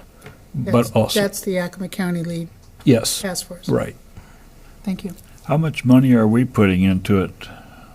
I mean, I realize part of it's covered by grant. How much is Sunnyside spending on it, Covered by including grant. car expenses and everything? Yeah, I'm not sure about the vehicle expenses, but we do plug in our wages. So the wage is what we actually put in. We are reimbursed about $15,700 a year in overtime. One of my biggest problems with it is there's only 4 people in the task force now, correct? I believe there's 4 in there. One of them being the State Patrol, one of them being YSO, one of them being Sunnyside, and then one other one. Is that correct? Then you should have Union Gap in there, and Pardon? Union Gap should be there, and Grandview should be there. So there's 5 then? There should be at least 5 in there. Okay. I guess what bothers me, Yakima County is so big, so I can't help but imagine they're doing awful lot of work out in the county, and that they're really around here very seldom. I would imagine with as big as this county is. Yeah, they do work here in the city, but they also are throughout the county and outside of the county. Outside the county as well. Absolutely, yeah. Okay. You would. So the bottom line there is that, we do have a very important footprint there, or actually contribution, and that contribution is both investigative, but it's also a revenue generator as well. Number 2 is to eliminate the police receptionist position that's currently open.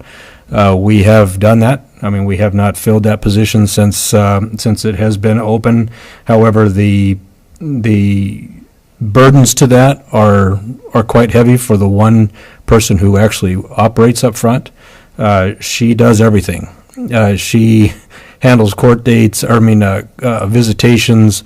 She's handling CPLs. She's handling banking. She does it all. She takes money, has to count for money. She has to reconcile money.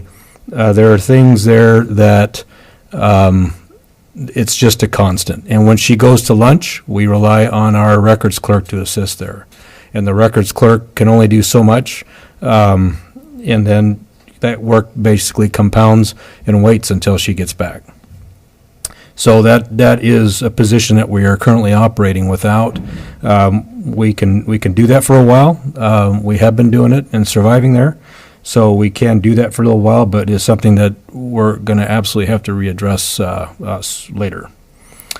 The elimination of the PD administrative assistant, he is a huge part of our administrative management team. One of the first things that I tasked him with was to create a comprehensive budgeting plan for inside of the PD, so we have an idea as to what we're spending and what we're spending it on, how much revenue that we're bringing in, which he has completed. And however, that has also morphed into a very complex budgeting and accounting and tracking system that is extremely important to us. And so he's also tasked with a variety of other administrative events or administrative duties.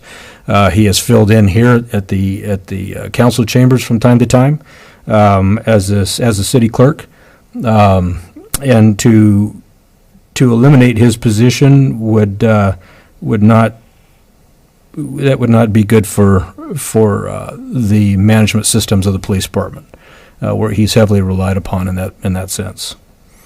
Elimination of one commander. We do currently have 2 commanders. There have been 2 studies done on the police department, and they were extreme amount of money. And both of those studies have pointed out that having one chief and one administrator, whether it's a deputy chief or a commander, was improper. It was too much of a load, and they are the ones who actually recommended the current system that we have today, which works well, where we have a commander that's assigned to the field operations, and we have a commander that's assigned to support services operations, and they both have an extreme load. And so it is something that is imperative to the leadership and management team. The elimination of an SRO officer, again, that is a revenue of $66,000 that we lose. But the SROs handle they handle the schools, not just a high school, not just a middle school, but they do the elementary schools as well. When all combined, you're in that 7,000, somewhere around there, 7,000 students. That is larger than most communities in this valley. Those schools alone are larger than most of the communities that you have here. And so having 2 officers assigned to that, we are reduced in numbers there as well. A 3rd officer would be more ideal to have in there, but it's just something we can't afford to pull from the line without hiring. So, but to remove an SRO, if Mr. McKay were here right now, he would definitely advocate very strongly about how important it is to have that enforcement presence, not just a security presence, but an enforcement presence. There is a significant difference, and the things that they do in order to keep peace in the school. So they are a highly trained element, and for what we receive from that, which is 50% of all costs. So we receive 50% of vehicles, radios, equipment, you name it, we impose it onto the school district. And so it would be a disservice to have that person pulled, and also we would be pulling people from the line to be responding to the schools for the many things that they settle on a daily basis there.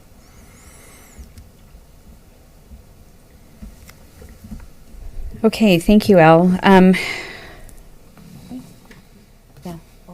That's mine.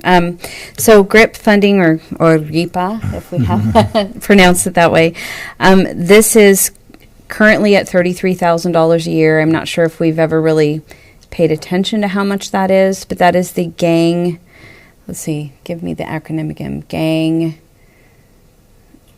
reduction intervention prevention agreement, and we pay this actually to the school district. So this is one where they're paying us for SROs, and then we're paying them for this. So The money that goes to the Sunnyside United? I think so. Gang Free Initiative, yeah. Okay, I'm sorry. That's okay. And again, like I've said before, these are all just recommendations, looking through a list of expenditures, trying to find ways for us to basically reduce our budget by what we're over, so we can even just be at 100% from what we were last year. So then the next item, number 12, would be eliminate the travel budget, and this would be only our funds with shortfall. So we would eliminate all travel in the general fund. That is $60,000. Street fund $1,500, EMS fund $1,700, and stormwater $500. Next item is eliminate the flowers and banners downtown. I put the direct cost just for the flowers at $8,000. I did not include the cost to the department that actually takes the little truck around and waters them. That is a significant cost. Shane and I talked about it. I'm not sure how happy everyone would be about that. So again, this is just strictly the cost for downtown flowers. Are these the flowers that have the automatic watering, or all flowers? All flowers, $8,000. And again, this doesn't, the And the baskets, planters. Not the planters, this is the Just the baskets. baskets. Just the baskets, hanging baskets. And this does not include the cost we pay someone to go around. And Shane, would you like to speak to that a little bit? Yeah, and that cost us a seasonal employee. And we've also had discussions about that reducing, when it comes down to it. But basically, that person comes in about 4 o'clock in the morning and takes them about 3 hours to water it. And then they go and they clean out the planters, they check the bathrooms, that kind of thing, on the weekends and Saturdays and Sundays. And then, of course, during the week, it's all same time frame, but yeah, it's a seasonal employee. Okay, thank you. The next item is one that I thought I'd investigate and then was actually very surprised. So item number 14 is eliminate credit card electronic payment acceptance or pass the entire cost on to the customer that's actually making the payment using a credit card or Now we don't electronic. charge them at all? Not one. We absorb the cost? We absorb all the cost. So is this that express bill pay that's on the website? That's two different items. So this is Express Bill Pay and their fee for service, and Chase Payment Tech, which is the credit card processor that actually processes the transaction. So it's twofold in two different companies. 'Cause it seems a little weird to me because it's all over the place as far as percentages go. Well, here's what I did. So the total credit card fees is $34,020 for the year. And I took current bills and I looked at real bills for 4 months. And then what I did is I ran some reports and looked to see where we're charging things out. What we do on charging is on the Express Bill Pay, we actually go in and look at payment type. So we look to see if it was a court payment, if it was a utility payment, where it actually was charged out. So then if somebody comes in and uses a credit card for a concealed pistol license, that's a charge, so on and so forth. So we are billing those out based on actual use for Express. And then, Chase Payment Tech, we're doing it based on the same type of thing. So this is based on actual use. What is Counselor that per Hicks. swipe, basically?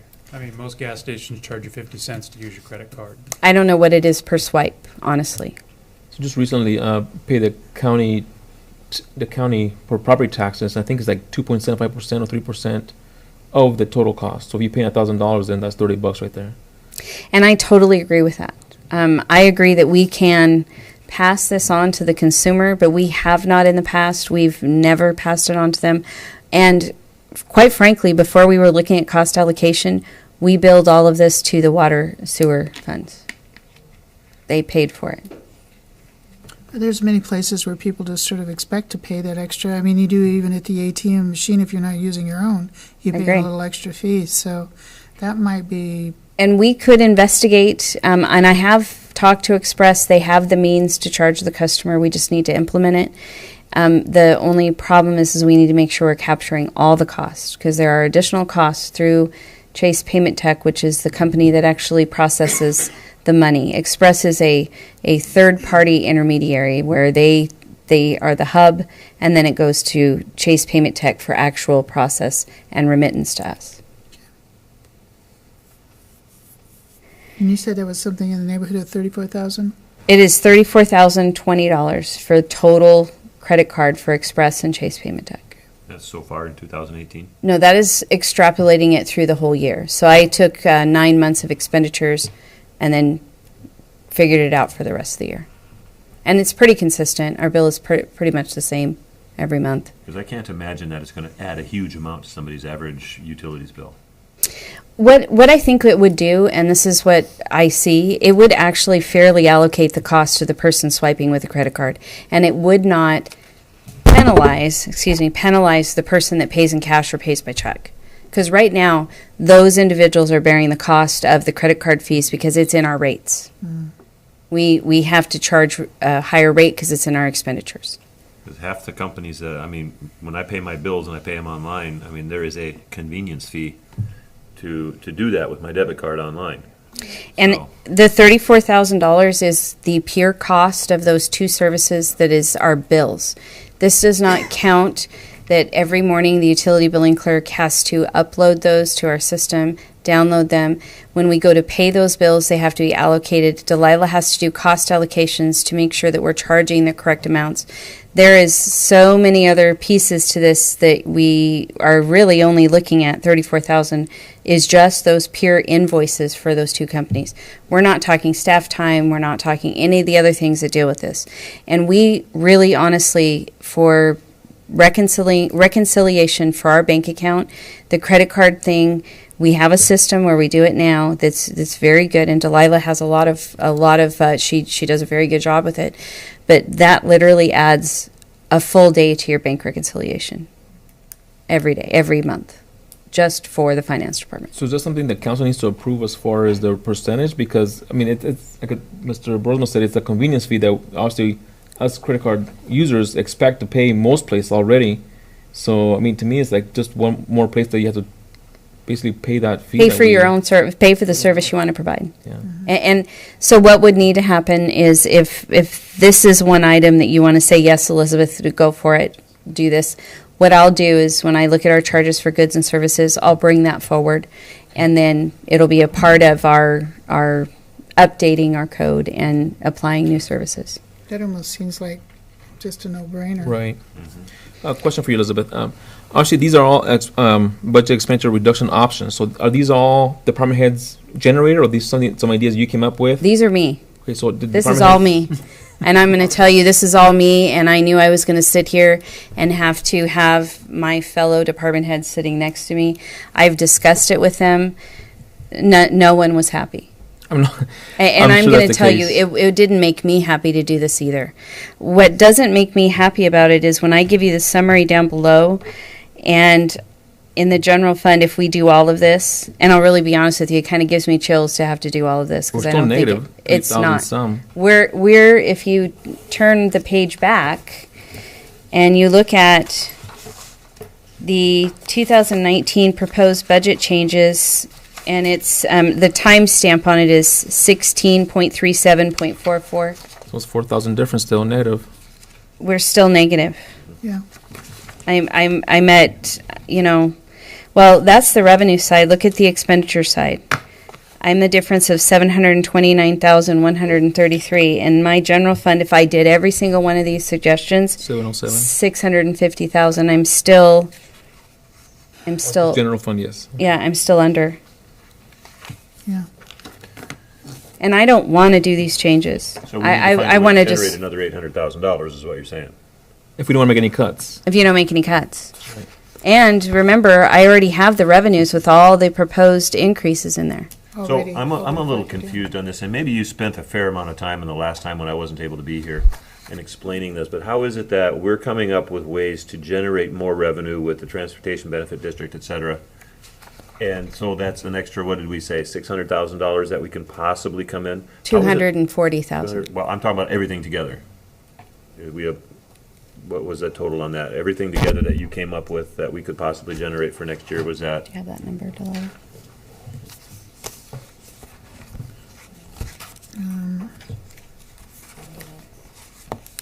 Well, just in the ambulance fund, it was 646,000 on ambulance. I don't think we Right. had a total. Okay, so I guess what I'm confused, if we have all of these ideas that we talked about in the last meeting to generate funds, and we implement every single one of them and generate all of those funds, how is it that we're coming in barely breaking even with current Because, appearing? well, what's not really apparent, or it's not something that you're just seeing, is the shortfall that we've been carrying for the last 3 years. The general fund has declined. Last year ended with $52,000. So every year we dipping into the general fund. Every to year cover we're dipping expenses. into the general fund, and it just, 1,000 it sounds from what I remember. yeah, Okay, that's the every part I year. wasn't understanding, because it was just not making any sense that we're bringing in several $100,000 more, but we're breaking even, and We're not even breaking even. so, Our piggy bank is empty, is what we're trying to say. So there is, and so what the root of this is we've had union contract negotiations approvals that have increased our expenditures and increased them every single year. We have had revenue shortfalls due to projects that we've committed to with a percentage match that we didn't have the money for. We did not have the match. But we went ahead and did those projects because it was free money. It was grant money. It was something we needed to do. Yes, we should do those things, but we really need to take a hard look at, do we have $250,000 in reserves to do that match? We weren't looking at those things. We were doing projects and projects and projects and getting grant money and saying, yay, we're doing this, but we weren't really looking at, did we have the funds to pay for that match? We didn't. And we just kept doing all these projects and doing projects and then having more expenditures every single time. And then we didn't raise rates. We haven't been raising rates. We haven't been keeping pace, with other cities on rates. When you really look at the bottom line, other cities have been saying, well, we can't afford to do this job anymore, so now we need to cut it. We can't afford to do this anymore. We need to raise this so that we can afford to do it. Or we have to look at other ways to change things. And we really have just kind of stayed stagnant and on a lot of things. And it's everywhere in our city. And Shane kind of spoke to it a little bit. What I think the root of the problem is in the past, we had a lot of staff at City Hall. We had a lot of staff in different departments that could do jobs. But quite honestly, when I came here in 2014, we hadn't reconciled our bank account for 2 years. How do you know where you're at? How do you know where you're at if you haven't reconciled? I think that was part of the frustration at that time, that we were not getting reports. No, yeah, what was here at that time? Probably close to it. But we were not getting monthly reports as far as where we are financially, because we thought, well, are we okay? Well, we don't know. At the end of the day, it's like I think we're okay, but technically we're just kind of guessing to make educated guess. We did not have enough information. So now when you came on board and David came on board, that gave us more. It got clear, I guess, the picture as far as financial statements.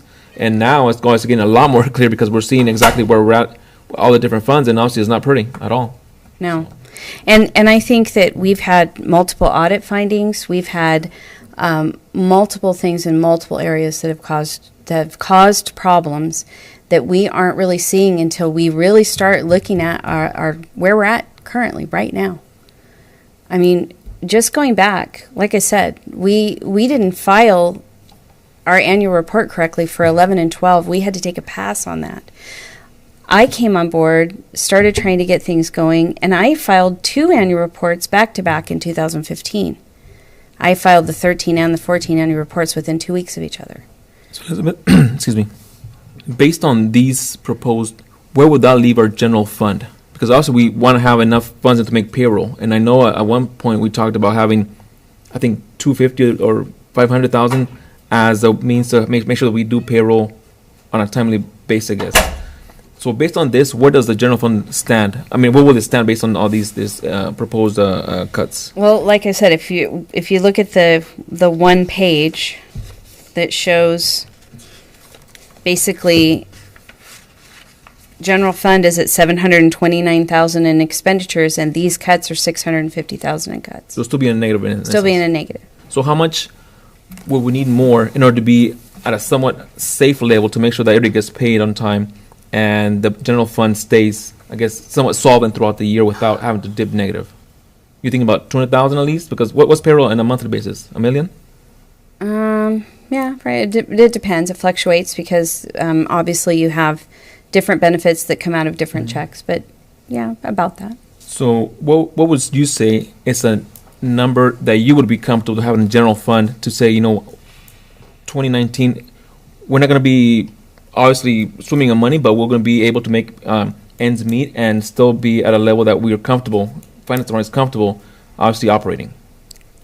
I would say we should have at least 5% in excess. General fund. We should have 5% at a minimum Excess of what's there now? of what we have in reserve. We don't have anything in reserve. So 5% will translate to how many dollars? Well, let's do the math. Yeah.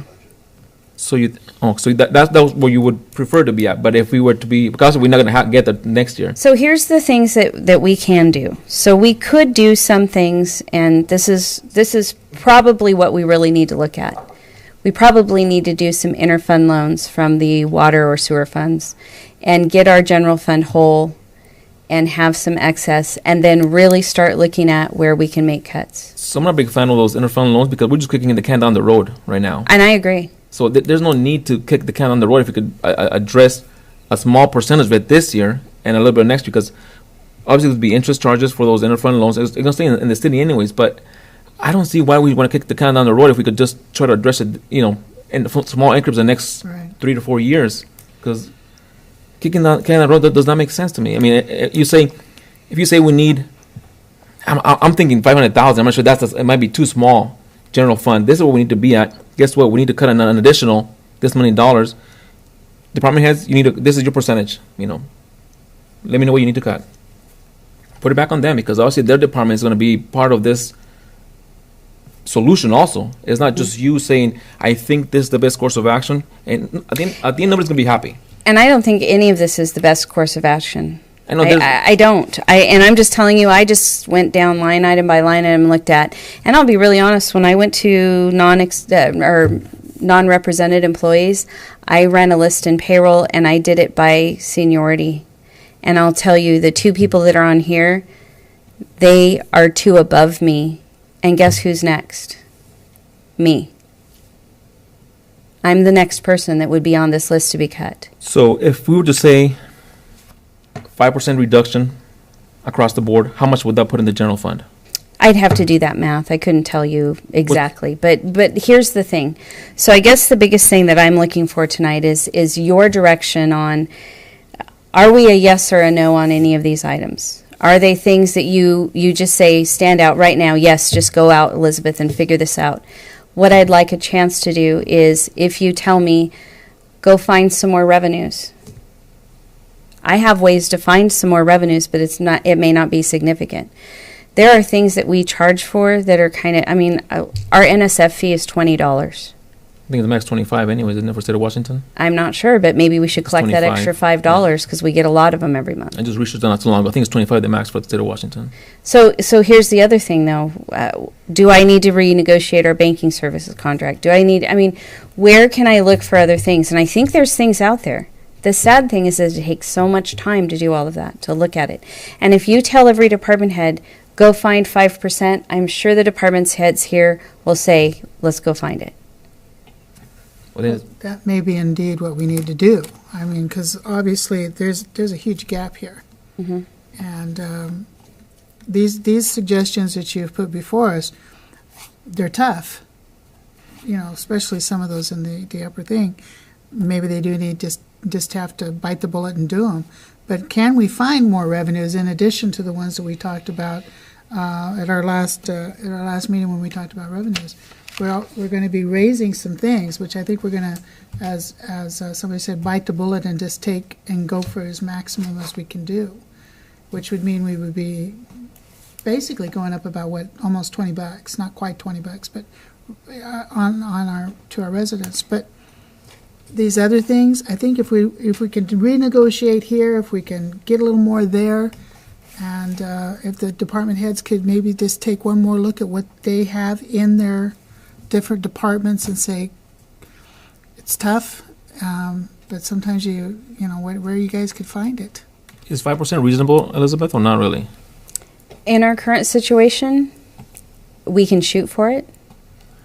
Really, we're suffering from having no reserves to start with at the beginning of the year.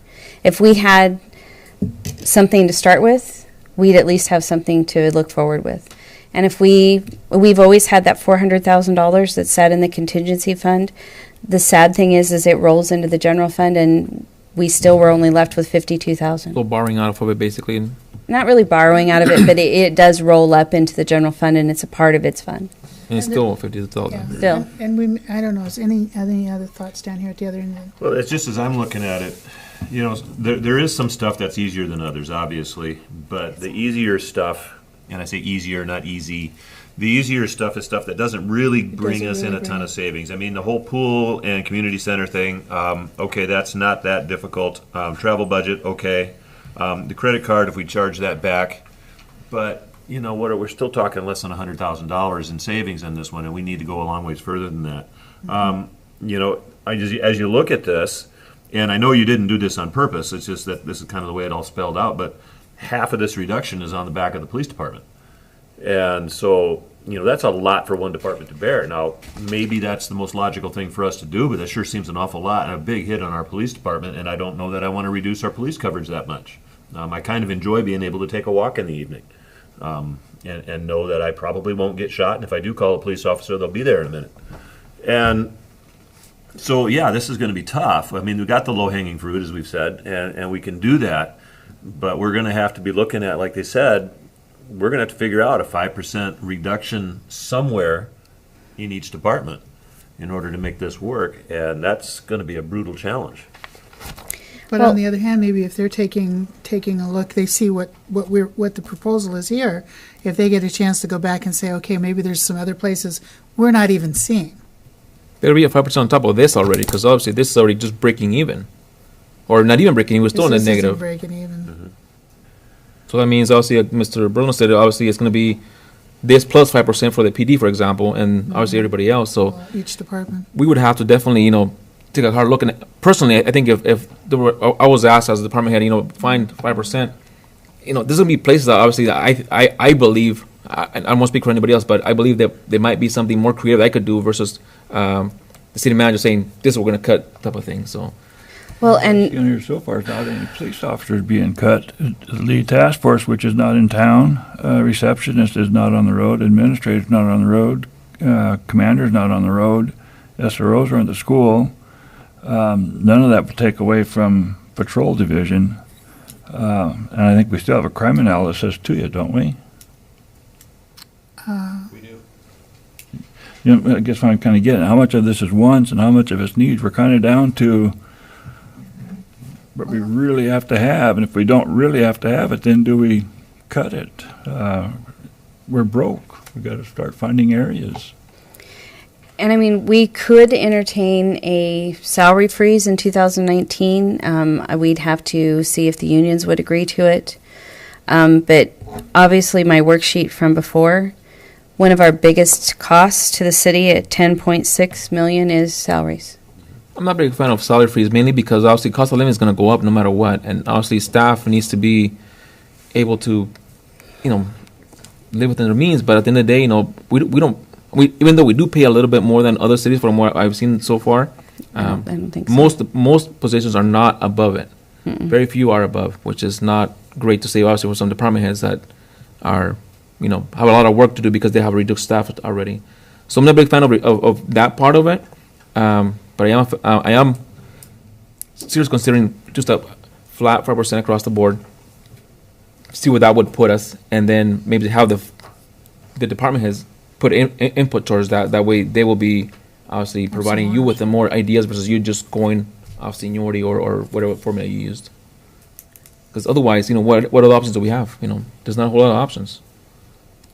I don't know what else the council thinks, but 5% is just an idea I'm throwing out. It could be less, it could be more, depending on where we would be at with that. Unless somebody else has an idea.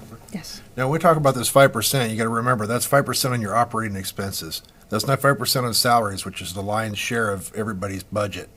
So if that's going to stay the same, we're going to take 5% off just your operating expenses, but your office and operating supplies, that kind of thing, you're not going to see a whole lot. So that's just my opinion. And we might have to do, instead of 1,000 linear feet of chip grading, maybe 800 feet or something. That type of thing. That's what I'm thinking. Right. And honestly, you are the expert in that field. I would not be able to tell you how to go about it, but you being knowledgeable in that field, you would know. We could probably do a little bit less than this area, and this will be a percentage. For sure.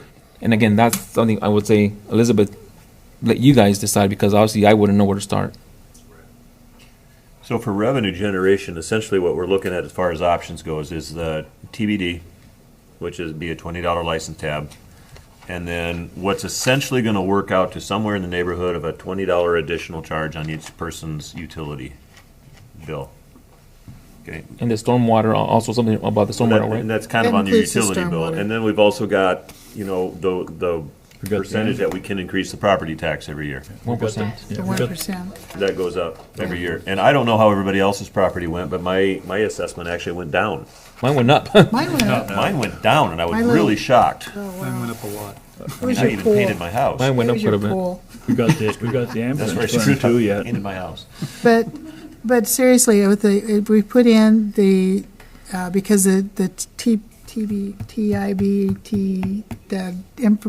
Transportation Improvement District wasn't as part of the extra $20 that we were talking about, even though we did talk about going ahead and instituting that. Of course, that money is for streets and, Only for streets, yeah. huh? That's only for streets, right? Yeah, it's for streets, but nonetheless, streets and transportation. And that money, some of that money, putting it aside for some of the projects maybe to come forward as we get more money for them. But I do think that bringing some of these other things up, there's no rate increase for the water and sewer as we projected. That's on a schedule already. Am I right on that? That is correct.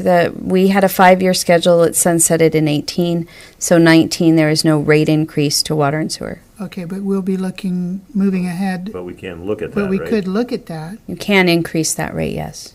So perhaps we want to do a little twigging on that. Just, We're already in the process of a water sewer rate study right now in and stormwater. we are doing that study. So that study is currently being done, so. Right, okay. But that So won't happen going This into budget 19. cycle. it'll happen During in 19, 20. we'll get it to you, in front of you guys and take a look at it, moving to probably 2020 before that's implemented. Right, okay, so that's good, but, we're talking about, we have to do the stormwater, we have to move that up, because we've got lots of work on that to be done. The ambulance, obviously, we've known we've been the lowest one there, and we need to double that, we just do, and I think we've pretty much kind of come to that conclusion. As far as the city tax, we talked about increasing that, taking that up, what was it, 10%? Is that what that is? Was it 19 to 29, I believe? Yeah.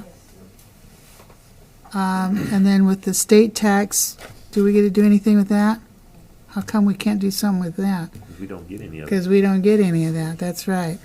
Okay, so the total utility bill increase before water and sewer was going to take us up to $18.31 per resident.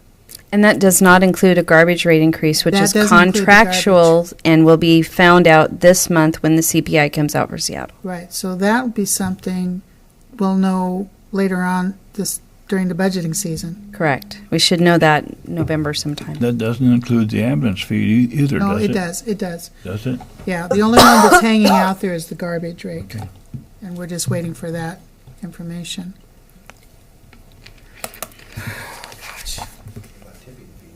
The tipping fees? Yeah, the is that tipping same? fees are being raised as well. So Yeah, tipping County's fees and already the given garbage us, rate. the notice on that. We'll have to offset those somehow. Well, moving, we have to move forward. We have to do some serious thinking here. Well, and the general fund does give $750,000 to the street fund. How much that's going to be offset with tabs? Well, here's the thing. In 2019, we can't offset it because the first thing we have to do is implement it. We have to get it in place. So it doesn't And then mean it doesn't impact our revenues in 19, only whatever people that actually renew at whatever month it gets implemented. So you don't want to count on that as your revenue in 19. We don't know for sure when it's going to happen. Yeah, you Well- can't, it's dependent, so if we don't get it enacted and get it all in place and get it to the state in time for the DOL to put it on your actual licensed vehicle registration renewal, then you forego anything you have until that person renews. So if we don't get it on there till May, then you only capture the ones from June to the end of the year, Right. and you don't know what those numbers could be. But it's still something we need to do because that'll help to offset our streets and traffic. And I come back to, a year ago, we said we were going to do it. We were simply waiting to see what was going to happen with that ballot measure. And we had already, I think a year ago, we pretty much were in agreement that we were going to do it in one form or another. And I think it's just a matter of formalizing that at this point and making it happen. So I think we need to move ahead with that. So right now, our Even though we won't really get something, excuse me, That's okay. until about May. right now we're at 7.9% for tax in the city, and other cities have higher rates. Is there a reason why ours is at 7.9 still? So I looked into that, and the other cities that are at 8.2 have a transit, and they collect that, and it goes towards their public transit. Okay, so that's something that we can't even No, consider, okay. We wouldn't be able to collect enough money to create a public transit to Because I know that when I offset that. go shopping Tri-Cities or Yakima or even Prosper, it's It's because usually they have significantly it. higher. They have a transit. Okay, that makes sense. Thank you. I did look into trying to raise it, and we're legally at our highest level Okay. at 7.9. That's the city tax? Yes, sales tax. City sales tax. Yeah. You gonna buy We more did- stuff? Yeah, we did talk about a parks district. That's come up too. Of course, that is a very long process to get that underway. That's gonna go on the ballot. That's a whole another deal, but that would definitely offset, general fund expenditures for recreation Parks. programs, allow us to expand the recreation programs, would pay for itself, plus pay for maintenance, so. But that's a long lead item. That's something we'd have to be working on now in order to get it in place probably in 2021. But, if we're looking at a long-range plan, that's probably something we might want to consider, but it's not going to help us tonight, but it's something to think Right. about. Tonight, no. Well, and in the past, we've done things that weren't beneficial to our community either, but we have discontinued our recreation program. It's not something that I want to put on the board, but we have a pool that doesn't bring in enough revenues to support the funds that are generated. I think that we could raise the pool fee $1 each and bring in a little bit more revenue. I think that there are places in the revenue side that we could make increases that wouldn't impact a lot of people. But there again, It impacts users. it does. It impacts users. So, I would hate to see us close our pool. I would hate to see us shutter the community center and lose the ground we've gained from having it be closed in the past. Well, those are quality of life issues, and I think that's an attraction to people coming into the community, to businesses moving into the community, thinking about their employees moving to the communities. And I think we've got to be real careful about talking about closing that. But there are, like you said, there's ways that we can raise revenue. Season passes, I mean, even people who are there all the time are already saying that the season pass rates could go up. I mean, it's been a long time since they've been up, and it's cheaper than sending your kids to daycare to have them at the pool all day. And Agreed. we need to keep that in mind. Daily admission can easily go up. Well, the dollar lat fee is my favorite. And Let's raise that puppy. so, there are other ways that we can do that, and that is a user fee. That's not necessarily a tax on everybody. That's people who come in to use it. a user fee, They get the benefit, and they get to pay for it as well. And there's nothing wrong with that. Absolutely. So we can look and you mentioned that at our retreat too, about the user fee increases, and I think we should move ahead with those, definitely. Also, the swimming lesson, I think we brought that one up as far as those being on the low end. And of course, those won't help us till like the middle of the summer, but nonetheless, that's something that we can kind of factor in, because based on who used it this past year, increased the number of times it's open for rentals, we talked about that. So that's one area where even if we do eliminate the cashier and the part-time help, maybe there's some other ways we can figure that out, but we do have to, in order to help bring those programs in, let's at least give that a shot. I think the thing with the user fee on the credit cards, I think definitely we need to do that. That's kind of just standard practice, and we should be doing it. And what's the other one there you had? Of course, my favorite, the fireworks assistance, but it's what it is. And so we, in the banners downtown, maybe we can get those volunteers out to help us with that. They did a few years ago, it's been a few years ago, that there was the people who went and they purchased them, then they sold them, then they purchased them, and they put them up, and they took care of the watering of them. So maybe that's something we got to go back to if it's going to save us a little bit of money. I mean, it's not a lot. $8,000 doesn't sound like a lot, but in the big picture, it can really help.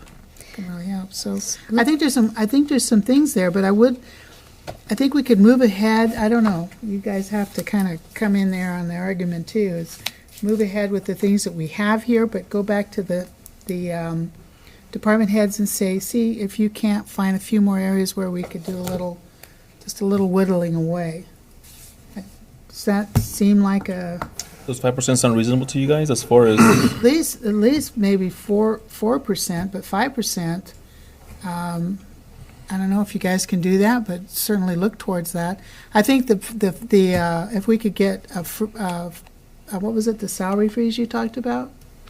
I know when are these, some of them are supposed to go into effect this next year.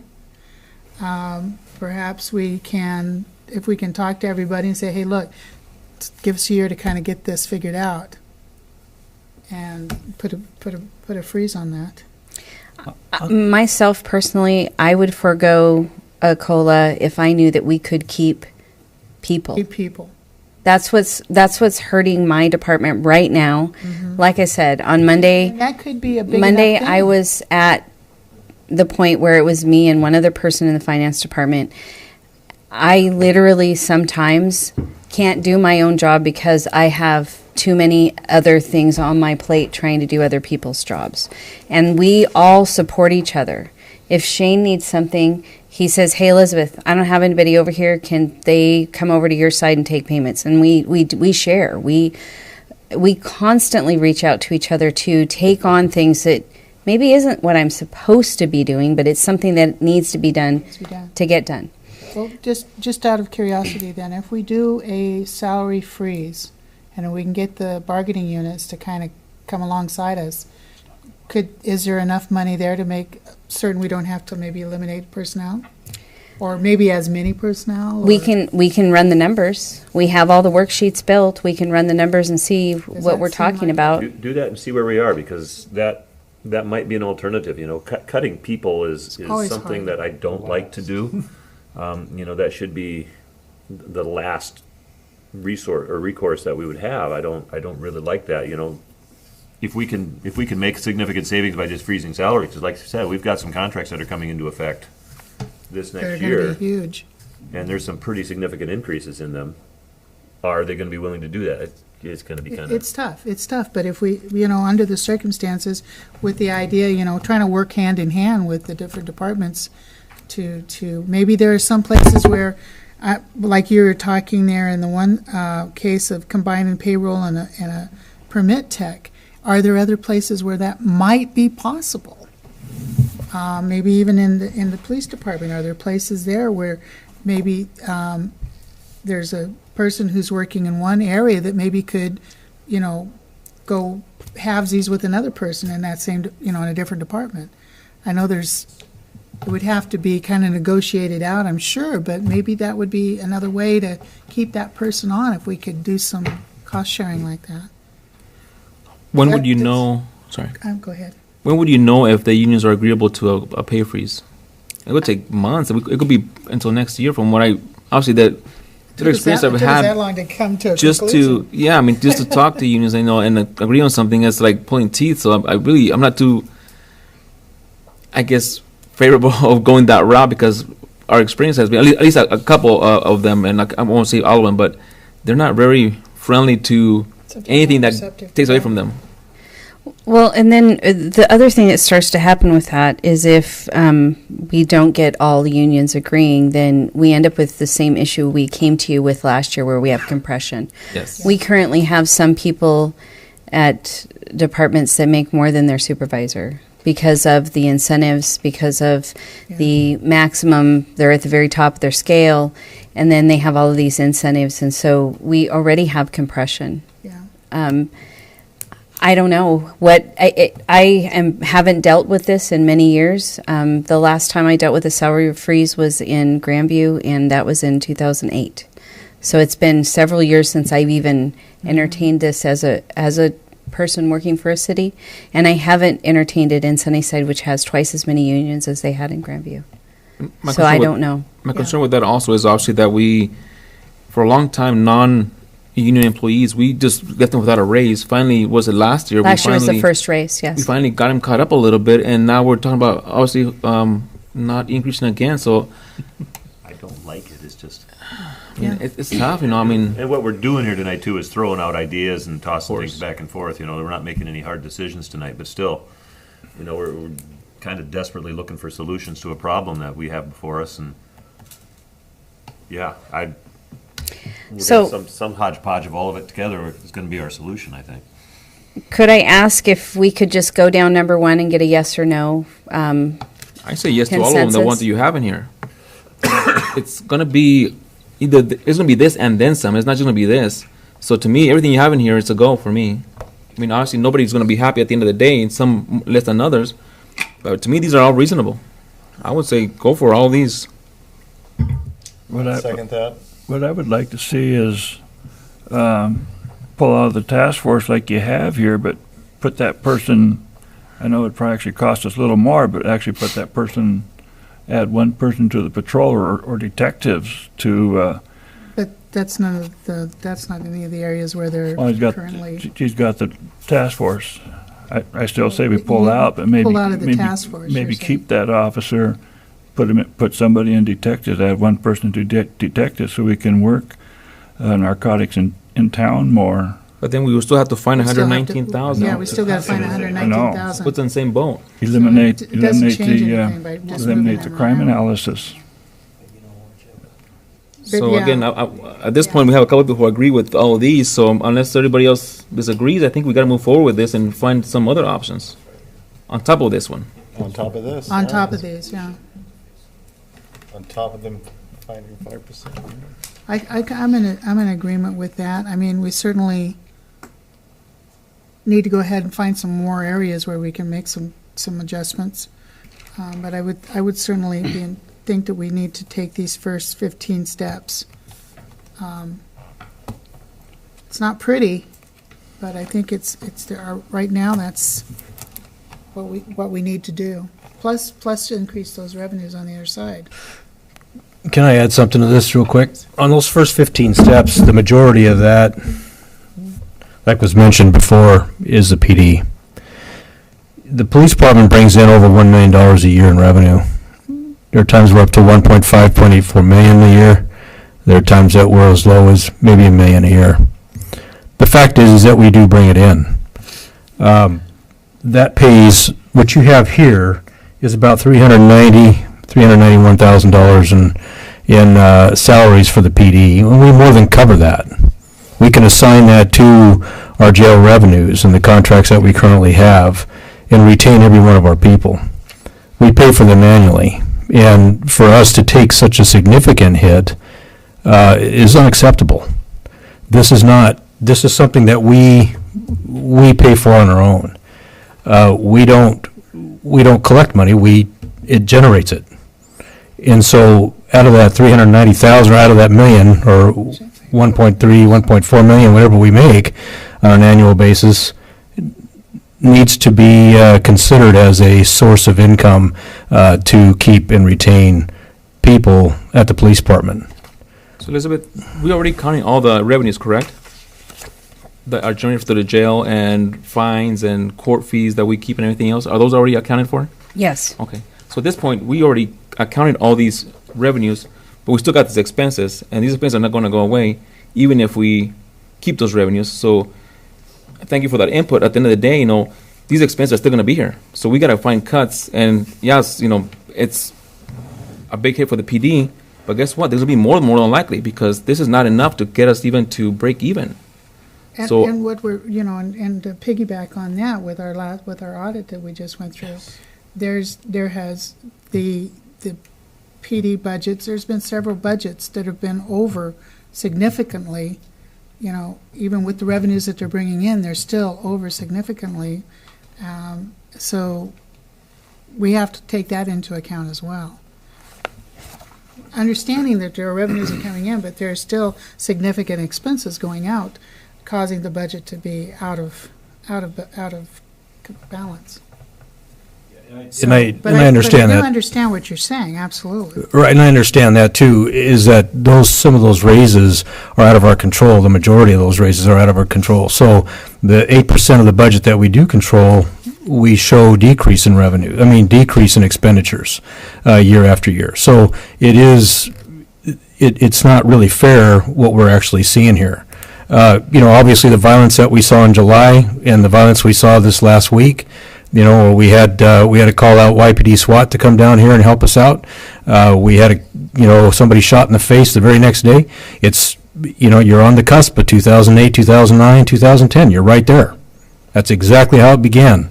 We cut people, and it went. So far, nobody's been cut, correct? I understand that. I'm just trying to tell you. It's been cut. We've Yeah. reallocated funds to do the street crime unit, right? And that's being all built from within. Mhm. So that's, so there's that factor too. And these folks that we're like talking about, the task force, talking about a police receptionist, which you've already have not filled. So we're just trying to find ways, Chief. We're just trying to find ways where we can make these. And maybe you can take a look at your department, and you can find some different creative ways we can take some cuts. Sure, and we're going to As do we're that. asking everybody. Yeah, we'll certainly do that. That's not the issue. The issue is how much are we willing to cut in public safety? How much where does it end? Where does it stop? Well, it is the biggest. And how do you recover from if you lose it? Yeah, it is the biggest part of our budget, is what happens in our public safety there. So do we need to make a motion to make these happen, or is this just the advice that you're asking for today? I'm simply asking for direction on these items, and then I will go back in and reduce the actual expenditures in our proposed budget, and then take a look at revenues as well. And then if you're directing me to talk to department heads about an additional 5% for general fund, we will do that, or across the board.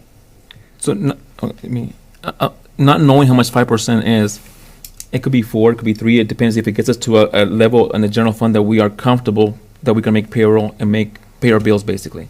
So I'm starting with 5%. It could be less, it could be more. I don't know. But I'm proposing that we go with this 15 steps and look at what percentage will make you have a decent balance in the general fund that we can pay our bills and still be in the black instead of the red throughout the year, basically, in the general fund. What does the rest of the council think about that? I have a question first. Okay, So Mr. Hicks 6 had a through question. 11, are we talking firing 4 people? It says eliminate. We gotta So we're come in firing here. 4 people. 1, Maybe 3, 2, Four. that one isn't been filled. 2, just open. 3, 3, 4. 4, just 4. 1, that one's open. 2, 3, 4. Okay. Right. That's why I just want to get, are we repurposing them elsewhere within the department, or just firing them? Well, I think that'd be up to the department head to take a look at. Well, that's what I'm asking. And that might require some union rearranging too. I don't know how your lead task force plays into that, or your commanders or the SROs. With the SROs, we just got to give them, I You just think, have to- 30 or 60-day notice. Yeah, so that's that program. The lead, I'm not too sure what that looks like. But I think- 30-60 day notice to take them out of the school, but the thing says eliminate. So obviously, Eliminating these them are out of our these are budget, ideas yes. that came in. Unless you have some other creative ideas that we can work. We know, obviously, I completely understand your question. Obviously, nobody wants to cut nobody's job, but at the end of the day, if we don't do cuts, we're not going to be solvent. So we got to take a hard look and say, is this what we want to do? And it's either yes or no. There's no easy or other way to go around it. So, and I completely understand where you're coming from. And Absolutely. I don't think nobody wants to say, yeah, we're going to eliminate 4 positions. But what other option do we have? We could cut our own salary, We got one out of There's five. And if that's what doesn't there right there. So 1,000, yeah. If I One may out of the fire point out, department, 2 out of the excuse me, if I may point out, it's actually probably 7 FTEs, because altogether. we're eliminating pool cashiers, pool assistant manager, community center, part-time help. Then we're also eliminating payroll or permit tech, that's 1 position. And then we're also eliminating 1 at the fire. So we're not talking about just 4 people, we're probably talking 7 FTEs. and there's no other way to find, obviously, create a source of revenue to be able to keep all these and still be solving the gifts in a sense. That we could think otherwise we would have probably brought him up already. Raising the NSF fee by $5 isn't going to bring us very much. I mean, that's the problem. It's nickel and dime isn't big dollars on the revenue side. I don't have, I mean, unless you want to raise the B&O tax or the utility tax by 20% or 25%, It's currently at 19. I've proposed a 10% increase. That was a 29, basically 30% already, Right. or with the increase. Yeah. I mean, I could look at additional taxes, because that does go into the general fund. I can look at another 10% increase and give you numbers. We're at 39%? Mm-hmm. What other cities have it at 39 or? I know in Grandview that the garbage rate is at 39% or 36%, something like that. Their water and their sewer are a little bit lower, but there are other cities that have much higher rates, and they've also had those rates for many years. Because when 695 went into effect, they took a real hard look and said, we are losing this much revenue, we need to make it up, and they systematically increased it. And I was there when that happened. Personally, this increase is going to be a little bit of a hard hit for some citizens already. Mm-hmm. And obviously, I'd say, personally, do what we already proposed. And then next year, look at it again if need be, because if we're going to be in the same position next year, we're going to have to look at other options as well. So instead of, again, somebody said bite the bullet and just go with it, which obviously this already is going to hit us, basically everybody in the city. So again, that's my proposal. Get all these 15s done, and then talk to department heads and get another whatever percentage you think is going to be reasonable to get you to a level that you are operational. And we could just start at 5% and see where it lands us, and then go from there. And I think that just having a number is easier. Yeah. If we just say a 5% cut, that start at that level. Start at that level, and then see where we end up. Because I don't see any other way out of this, basically. Yeah. And I would also I say, don't know if there's a creative way, I mean, if you're looking at this and not liking what you see here, if there's a creative way that you could do the same thing, go for it. You know, propose Absolutely. it, we'll look at anything. Okay, you don't want to eliminate a full-time employee? Okay, Job share, how else can we do it? and I don't know. It's going to require all of us to be creative, and I don't know, it's painful to look at this. I don't like what I'm seeing, honestly. I don't know what else to do. And I don't either. But I think that, and I think of giving a direction to the finance director to go ahead and move forward with this and do the 5% with the department heads to look at their own budgets and see where they might be able to make some shavings. I think that we do need to give her direction to approve the revenue increases that we've already talked about. And to instigate putting together the Transportation Improvement District, going ahead and putting that into play. I think we need to do that. That needs to show up on agenda relatively soon, so we If can. we could maybe put it on the agenda at our 22nd meeting, perhaps, just because we have talked about it now several times here. So, Jackie, can you Next make Monday. that to there? Maybe there's some job sharing situations that could come out of this. I don't know. Other businesses, other corporations have done it. I don't see why municipalities couldn't maybe take a look at that. As you all know, there's just these kinds of options are not just hitting municipalities and governmental agencies. They're hurting, private businesses as well. So it's not as though, and we don't want to chop anybody's hands off or anything. We want to be able to do the best we can do with what we got, and that's painful today. It's painful. So again, with the reserves, are we in agreement to go ahead and move forward with the? I think we have to bring some of those. Do we have to bring those forward as a public hearing on any of those rates? Yes. Okay. And we can we'll prepare what we need to bring forward rate increases, and we will take a look at all rates, and we will show you the difference between the former rate and what the proposed increase and how much revenue it generates. Is that something that we should maybe hold to the next workshop meeting? It would be nice if we That could give you have some that time time at to the work next on that? workshop. At least the next workshop? Does that I sound? think more or less you've got direction. I mean, you kind of heard our Yeah. feedback on this. I think we're in agreement on that. Okay. And again, with the revenues, I think we put that into some way of some public hearing so people know that's going to be happening. And we will have a public hearing scheduled for the ad valorem, but again, that's only a 1% increase Right. every year, so it's not, That's a normal, that's just, right. yeah, Okay. standard. Well, people, is there anything else that you need to ask or?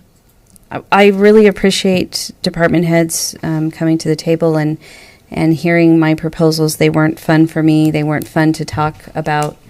They were not, they're not things that I want us to do. I want to send it back to them, and hopefully they can come up with something different. And they may have some different ideas than what we see here. Correct. Let's maybe we pray on that at some other time and place, outside of here. But nonetheless, is there anything else that needs to come before us? The very last page, Elizabeth, 2018 budget position totals. You're going to cover that one? This is just where we're at right now. Oh, okay. So this is something that I wanted you to have. This is our percentage of received, our percentage of used.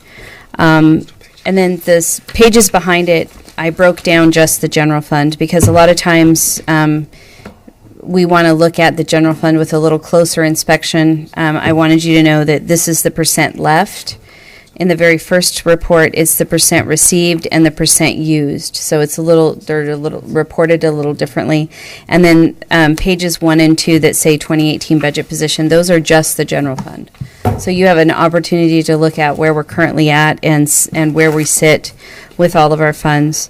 And I do have to say that we have travel freeze in effect right now. We have also mentioned to all employees and sent it out to all department heads that for the remaining of 2018, no new projects and no new expenditures. If you can, we're trying to keep our budgets as flat as we can for the rest of the year. So we have already implemented that for 18 in anticipation of trying to keep ourselves below budget for 18, so that maybe we'll have something left over to start 19. Okay, good. And just as something just to bring up, this page back here where you have the budgeted and what's been received, what is remaining. I think any one of us as a council member would probably like to see this on a more regular basis. And That was very helpful. and because I think it's really difficult to just look at the check register and say, the check register is very, very important, so we can find out where money's being spent. But this gives us a real good picture of where we are to date.